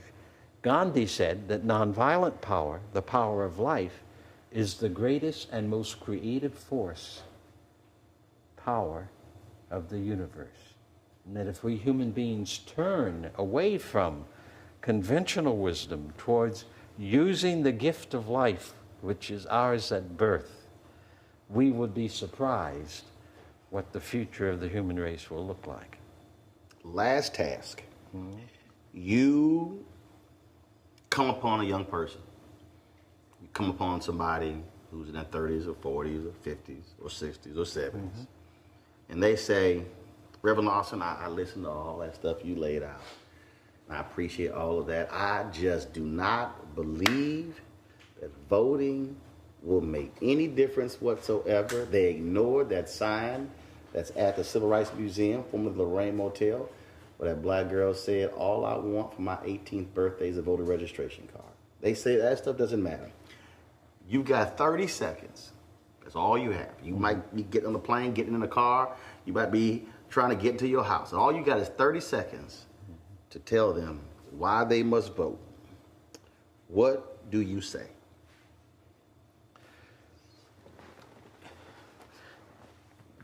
All right, I'm not sure I can handle that issue, but... A little hard for a preacher to have 30 seconds, huh? Yeah. Go ahead. Okay.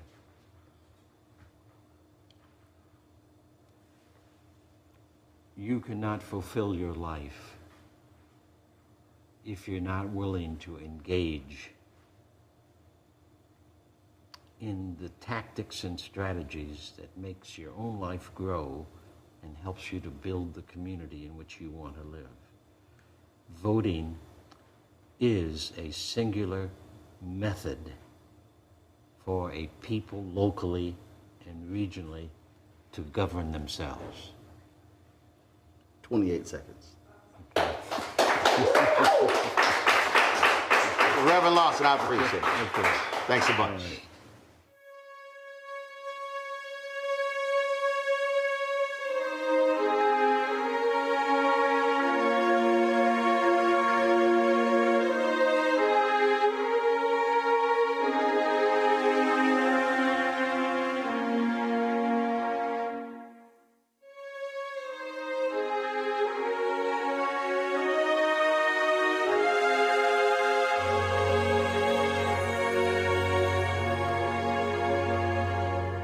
This evening?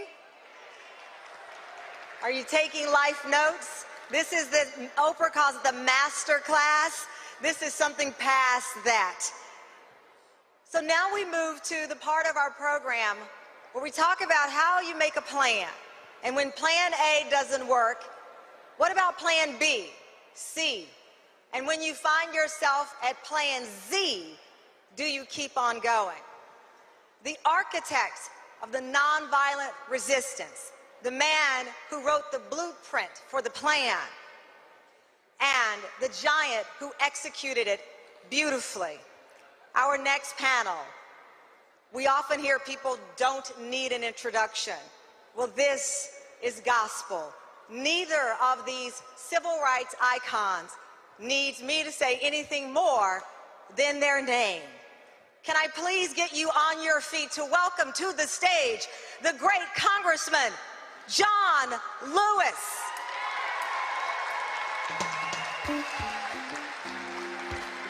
And remain on your feet, ladies and gentlemen, for the man who is the blueprint, the creator, the architect of it all, Reverend James Lawson.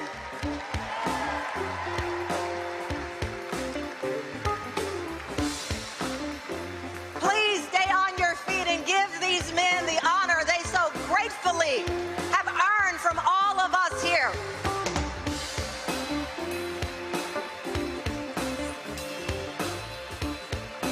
How are you?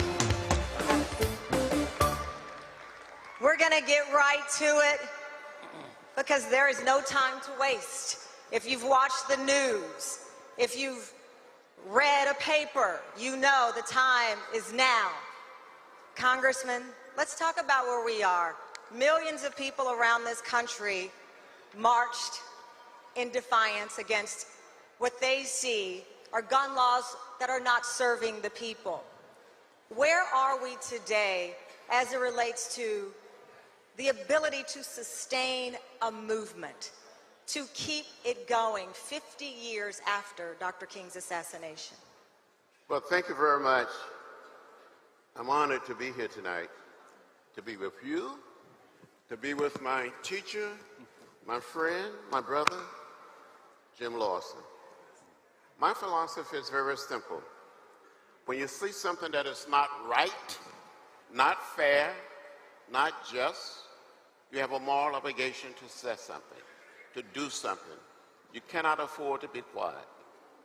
I think we're going to continue to go forward. These children, these young people, the women of America, but especially the young people going to get us there. I am very hopeful and very optimistic that these young people will be the leaders of the 21st century.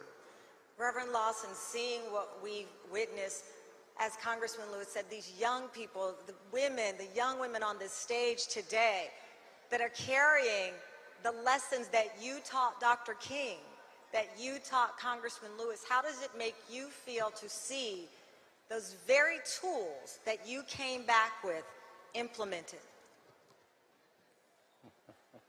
You want me to speak the truth, or you just want me to talk? The truth and nothing but the truth, so help us God.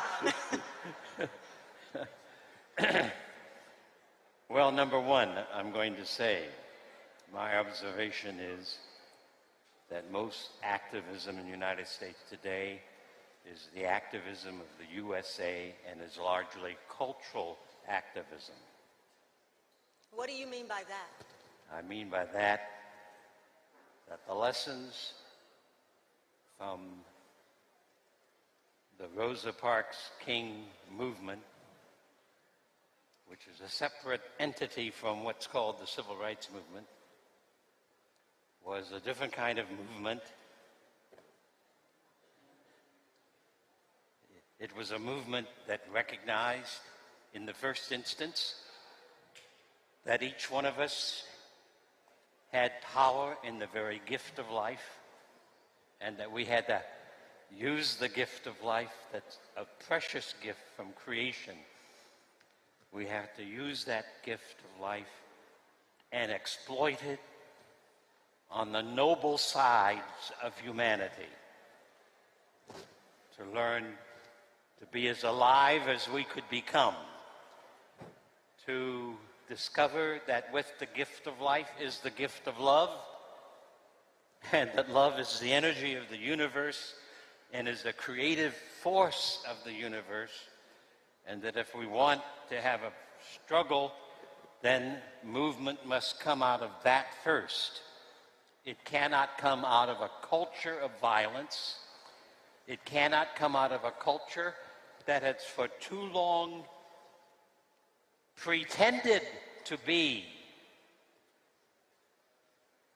a land of the free and a home of the brave, while doing the most horrible kinds of things and developing a torturous history that has poisoned the airways in the United States in ways that we do not know. And then in addition to that, if we use a struggle that comes out of the gift of life, the gift of love, the gift of truth, that has to be essentially a nonviolent movement. And a nonviolent movement requires a sense of reason that says, if you want social change, you have to be and you have to do the things that produce social change. If you want justice, you must become just people. A struggle for justice must be itself a justice struggle.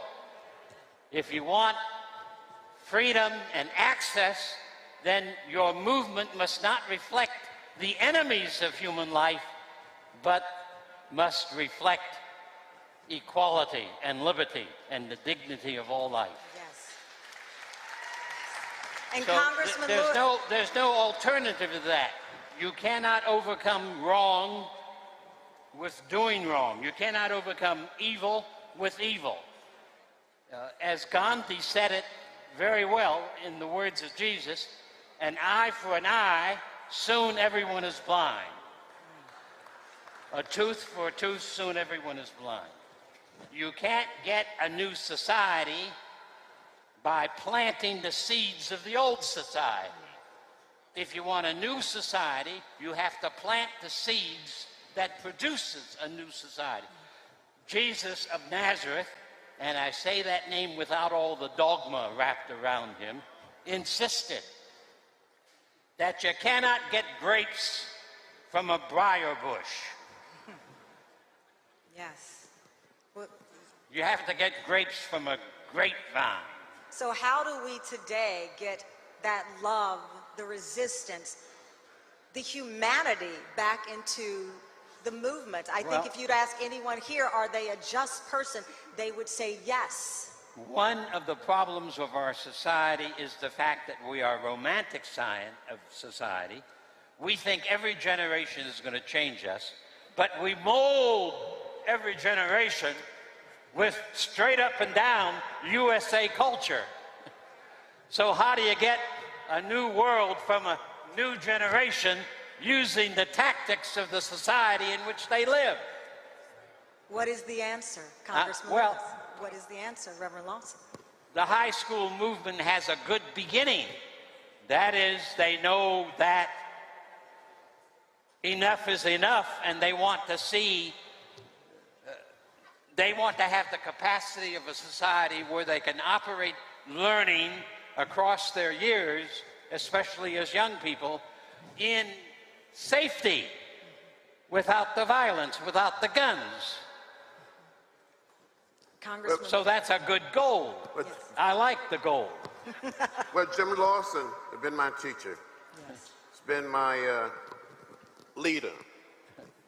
When I was very young, had all my hair and a few pounds lighter, this man imbues me with the teaching of Jesus, the teaching of Gandhi. My advice for the young people today is to study the movement, read the literature, watch the films, the videos, and accept nonviolence as a way of life, as a way of living. When we were beaten, arrested, and jailed, we accepted it. During the 60s, I was beaten and left bloody, unconscious. I thought I was going to down that bridge. I thought I saw death during the Freedom Rise in 1961.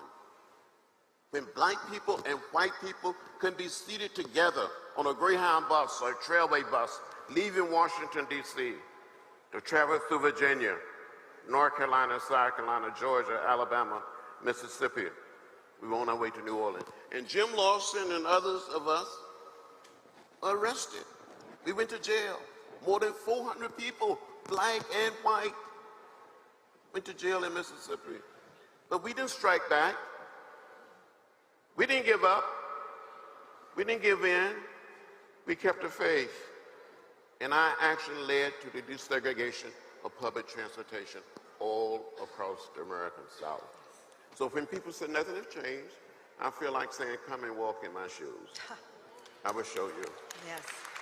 And those shoes are impossible to fill. We'll come a distance, but I agree with Jim. Somehow, in some way, we got to accept the way of peace, the way of love, the philosophy and the discipline of nonviolence as a way of living, as a way of life. As a congressperson, I don't vote for military spending. We have enough bombs and missiles and guns to destroy this planet. We need to spend some of our limited resources on taking care of basic human needs.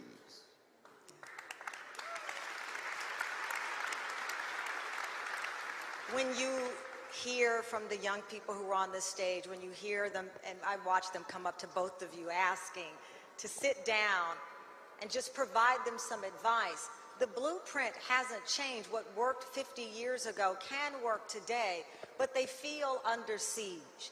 You heard them say, you go on social media, they're attacked with words, not with sticks as you were, but still with a hostility that's defeating.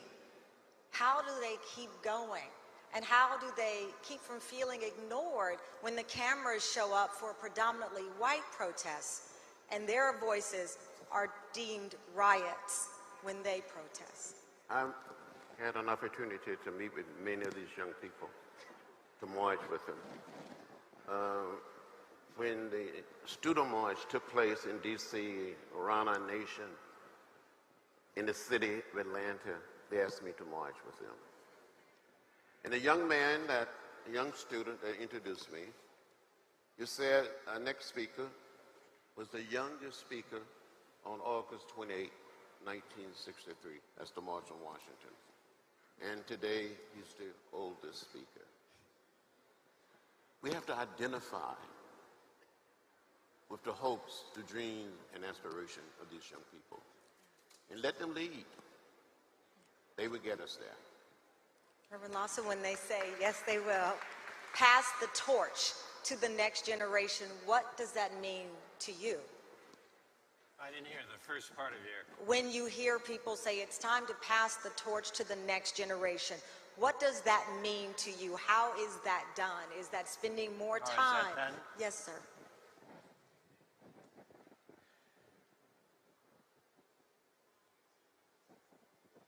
Well, one of the ways it's done is by young people putting themselves in a position where they can hear and feel and study and debate over some of these struggles.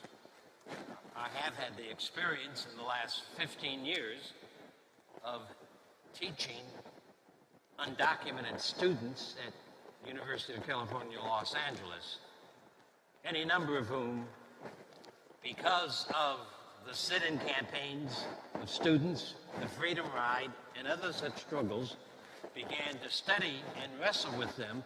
And the DREAM Act people 10, 12 years ago began to organize, and they represent students, undocumented, who have taken hold of many of these ideas and disciplines and work and created one of the important nonviolent struggles of the last 20 years. However, they've made a fatal mistake. That fatal mistake is that they listen to the pleas of their elders, not Kent Wong or Jim Lawson. They listen to the pleas of their elders who said, the way to get recognition and the legislation for undocumented people is to go to Congress and do it through Congress. And of course, Congress moves today all the time because of the thousands of lobbyists from the war industries, from the commercial industries, from Wall Street, from the Pentagon, from pharmaceutical agencies. So Congress can't hear the pleas of people because there are so many lobbyists who clutter up every congressional office. So if young people are going to get their attention, or if movement is going to get their attention, then you have to, in fact, create a struggle where today you put 1,000 or 2,000 people into the streets of Memphis or Washington, D.C., and next year you put 1 million. You interrupt the agenda of the status quo in such a fashion that they have to listen to a new agenda and are willing. They are busy with their own agenda. And nonviolent struggle around the world over the last 110 years has constantly put on the table the agenda of a new people, whether in Poland or South Africa, over and over again. They haven't gone to the governments and the legislators to do it. They have rather created their own demands, and then with the movement create the power that becomes a new entity in the mix. And that forces then the old powers to move over and to make adjustments and to make some changes. That's how we got all of the legislation of the 60s. And here we are with a man who's been on both sides of that equation. All the bills that people brag about, the media never, in celebrating the 50th anniversary of the Voting Rights Bill of 1965, never says that that wasn't on the mind of the president or the Congress or the lobbyists. But because of the Selma Montgomery March, because of the Freedom Summer, because of the Birmingham campaign, because of the Albany, Georgia movement, because of the Sit-in Freedom Ride and the Sit-in campaign, there was an awakening so that that bill could be passed. Yes.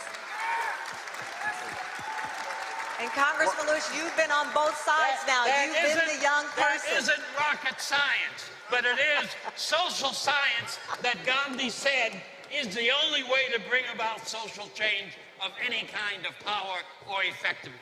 That's what King represents. And Jim, some of the presidents that we had saw that. Lyndon Johnson said, absolutely. Lyndon Johnson said, if you want a voting rights act, make me do it. Yes. And we made him do it. John Kennedy was asked by various people and organizations, including the Civil Rights Movement and the Parks King movement, for a civil rights bill that was inclusive. He said it couldn't be done. But because of the Birmingham campaign and the Washington March, he changed his mind in less than four weeks. He changed his mind in less than 6 weeks and said and introduced a civil rights bill that is called the Civil Rights Bill of 1964. He said he was going to do it after he was reelected. But because of the campaigns in Birmingham and elsewhere, there were more than 1,700 city demonstrations of different kinds, in addition to the Birmingham campaign and the Washington March. The net result was John Kennedy was persuaded to introduce the bill in 1963. That's power. That's power of the people. Yes. And it can happen again and again. And of course, Congress and the lobbyists and Bank America all try to persuade us to be conventional with the system that is. But the system that is fundamentally rotten. And a rotten system has to have some people who have the courage to say so and to organize to change the rot to rightness and maturity of spirituality and character that will allow the newness to emerge. I mean, that's the reality. In addition, Cameron, we have to use the power of the vote. I've said on many occasions that the vote is the most powerful nonviolent instrument or tool we have in a democratic society, and we have to use it. And too many of us fail to use it. Now, you may recall, and Jim will recall, that the Democratic members of the House of Representatives wanted the Speaker of the House to bring forth a comprehensive bill to deal with gun violence, and he refused to do it. So we had a sit-in. My colleagues came to me and said, John, what should we do? We met in my office, and we planned and planned. We decided at a certain time, on a certain day, we would have a sit-in in the well of the House. The first time in the history of our country that members of Congress occupied the floor of the House for more than 26 hours. All Democratic members and almost every Democratic senator came over and joined us.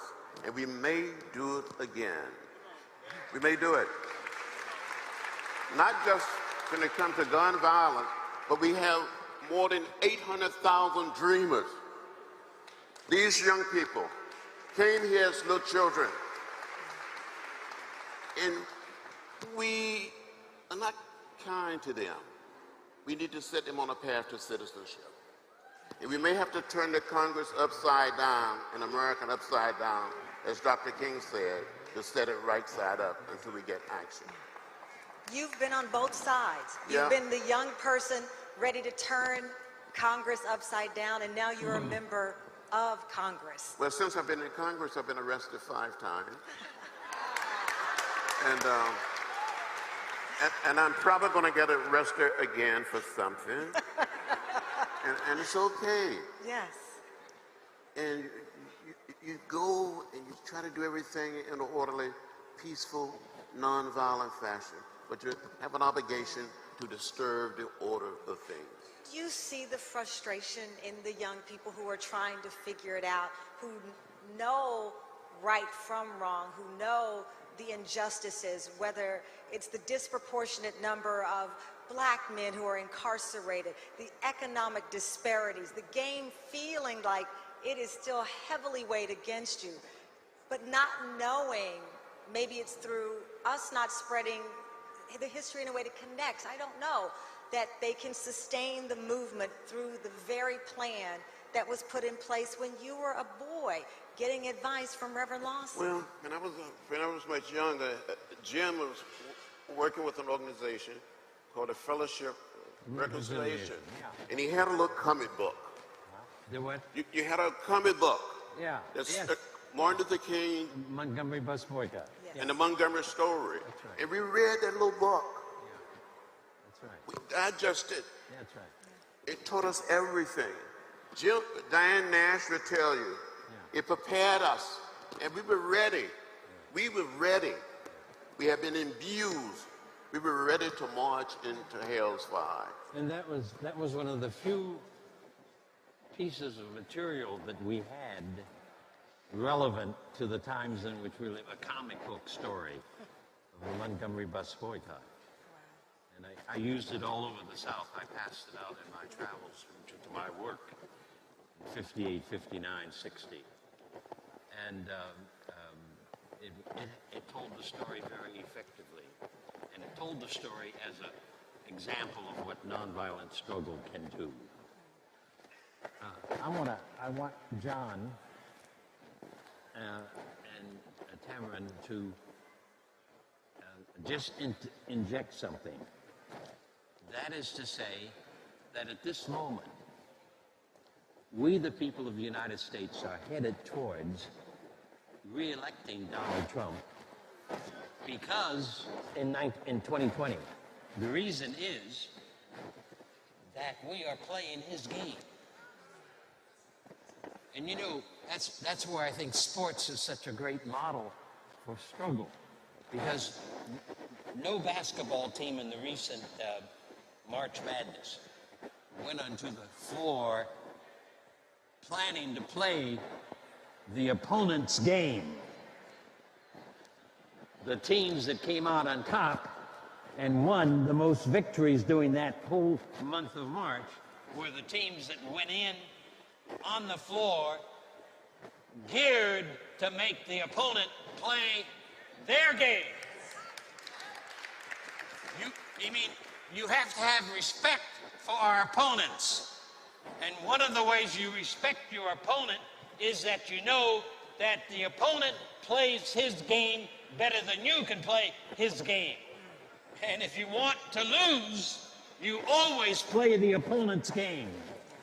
If we, the people of USA, manage to elect a new president in 2020, it will be the accident of history and not the way in which we behaved in the last 4 years or today in 2018. We better find a different way of opposing all that Trumpism represents. What do you see as the way? What is the game we should be playing? Well, for an example, I don't watch a lot of TV news, but I do watch from time to time certain TV commentary shows. And for the last year and a half, or a year and 4 months, if you see a commentary film, commentators talking about any issue, over and over again, in the background is going to be a picture of President Trump. Almost all the time. The one I watch the most is MSNBC. I also watch occasionally CNN. Sometimes I switch back and forth when I'm going to do it. And all the time, they're reporting the news, and a picture of Trump is going to be in most of the TV pictures all the time. I know of no better way for him to be reelected than the news media to keep talking about any issue, and there's Trump in the picture. There he is. Every Twitter. Well, the media is going to re-elect President Trump for the U.S. people by the way in which they report this time, at this moment, what's going on in our society. You mark my word. Mark my word. Congressman Lewis, looking forward to the midterm elections, and no matter who ends up in control of Congress, the reality is the issues that face our communities, and what I mean by that, not just black people of color, people who live below the poverty line, people who are marginalized. How do they empower themselves no matter who is in control of Congress or who sits in the White House? We have power, and we need to use the power. We need to use it. So many of our people of color, African American, Latinos, Asian American, Native American, hundreds and thousands and millions of white. We have power, but we don't use it. And with social media today, we should be able to do more than we are doing. We hadn't heard of the internet. Facebook. What is that? And we had more than probably 500,000 people, maybe at the March on Washington in 1963. I think it was an undercount. It said 250,000. We didn't have social media when we marched across the Edmund Pettus Bridge on Bloody Sunday. But we changed America. People couldn't stand to see people being beaten down. They couldn't stand to see people being trampled by horses, tear gas and bullwhips. So they changed. We have to create another powerful period of nonviolent direct action. And we can do it. I'm convinced we can do it. Put hundreds and thousands and millions of people in the streets. Why do we have all these members in Congress today deciding they're not going to run? The handwriting is on the wall. We're going to take the House of Representatives back, and if we work, we're going to take the Senate back. I'm going to work my butt off to see that it happens. And Reverend Lawson, I'll give you the last word on this, as we may see a change in the makeup of Congress. Ultimately, what you started out the beginning of your message was humanity, finding that voice within all of us that can reach in a nonviolent way to affect change. You said to me, do you want me to tell you the truth? So I'll ask you today, do you believe that we are on the verge with the young people, with where we are we on the verge of recreating what you created 50 years ago? No. Say it directly. We, the people of the USA, really do not have a political party.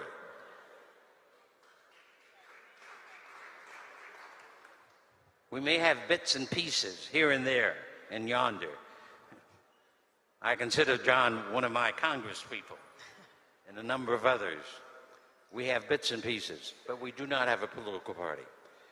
If we are to regain a political party that moves in the directions that the country was moving in, we, the people, are going to have to organize from a nonviolent perspective and create campaigns in city after city that helps to forge a new party, a new Democratic Party maybe, that will do our will, that will look to our interests. look, sisters and brothers, look, sisters and brothers. Harvard University produced a study of the costs of the Iraq War. I think that report was issued maybe 2 years ago. Harvard University study indicated we have spent $6 trillion for the Iraq War. $6 trillion for the Iraq War.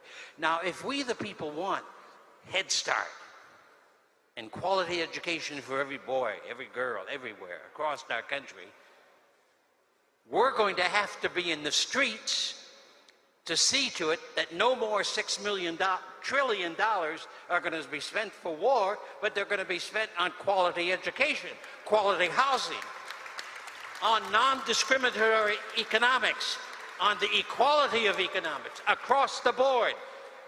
I maintain that our present economic system is a plantation capitalist system, ideologically and structured. It is aimed at the gathering of wealth by the plantations.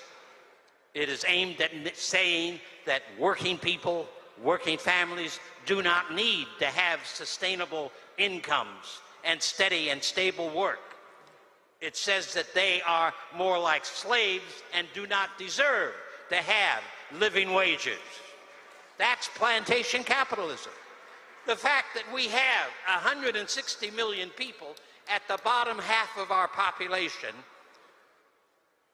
who do not have the wealth of the property of the 3 wealthiest men in the United States is in itself an indication that our economy is from top to bottom rotten. 160 million people do not deserve to be at the bottom of the ladder on food stamps and unable to support their children. Shelter insecurity, work insecurity, food insecurity, medical insecurity. That's the deliberate plan of the economy, though many of the decent people who are in that economy would say that's not what they wanted. But good intentions without good methods will lead to hell, not to heaven. You asked for the truth, we got the truth. There you have it. Good intentions is the road to hell, rather than the There road you to have it, Congressman. Good intentions have to have good ideology, good structures, good movements, good attitudes across the board. If they don't have them, we can't do it. Before we turn it over to April for the next panel, I will ask Congressman Lewis to end it on this, which is where we started. Where do we go from here? Well, I deeply believe and I feel that we can humanize America and create an America that is at peace with itself, where no one is left out or left behind because of their race or because of their color. But what we need in America is what I called back in the 60s a nonviolent revolution. A revolution of values, a revolution of ideas. I've said to people all the time that you must never get lost in a sea of despair. You have to continue to believe that we can do it, we can overcome. It may take a few days, maybe a few years, but we will get there, and I believe that. I've seen people who lived in fear. They were afraid, just living afraid. But I also have seen people grow up while they're sitting on lunch kind of stools, or while they are marching from Selma to Montgomery. And these same people, or their children, will lead us. They will help create the beloved community. But we must create a society that respects the dignity and the worth of every human being. And we don't do it with missiles and guns. We do it with teaching people to be human. Can we be a little more human? Can we just love everybody and not hate anybody As Dr. King said, hate is too heavy a burden to bear. The way of love is much better for all of us. Thank you. Let's again thank these great men for their wisdom then, their wisdom now, and their words that will live forever.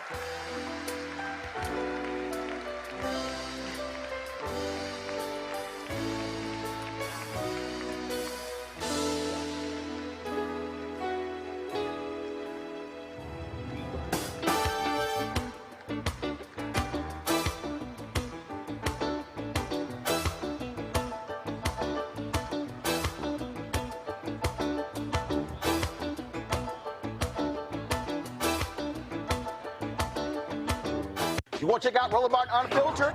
YouTube.com/Roland S. Martin. And subscribe to our YouTube channel. There's only one daily digital show out here that keeps it black and keep it real. It's Roland Martin Unfiltered. See that name right there? Roland Martin Unfiltered. Like, share, and subscribe to our YouTube channel. That's YouTube.com/Roland S. Martin. And don't forget to turn on your notifications so when we go live, you'll know it. You want to support Roland Martin Unfiltered? Be sure to join our Bring the Funk fan club. Every dollar that you give to us supports our daily digital show. There's only one daily digital show out here that keeps it black and keep it real. It's Roland Martin Unfiltered. Support the Roland Martin Unfiltered daily digital show by going to RolandMartinUnfiltered.com. Our goal is to get 20,000 of our fans contributing $50 each for the whole year. You can make this possible. RolandMartinUnfiltered.com. Hey everybody, this is Sherry Shepherd. You're watching Roland Martin Unfiltered, and while he's doing Unfiltered, I'm practicing the wobble. Yes, I am. Because Roland Martin's the one, he will do it backwards, he will do it on the side. He messes everybody up when he gets into the wobble, because he doesn't know how to do it, so he does it backwards. And it just messes me up every single time. So I'm working on it. I got it. You got Roland Martin. Hi, my name is LaToya Luckett, and you're watching Roland Martin Unfiltered. What's going on, everybody? It's your boy, Mac Wiles, and you are watching Roland Martin Unfiltered. What's up, y'all? It's Ryan Destiny, and you're watching Roland Martin Unfiltered. What up, Lana Well, and you are watching Roland Martin Unfiltered.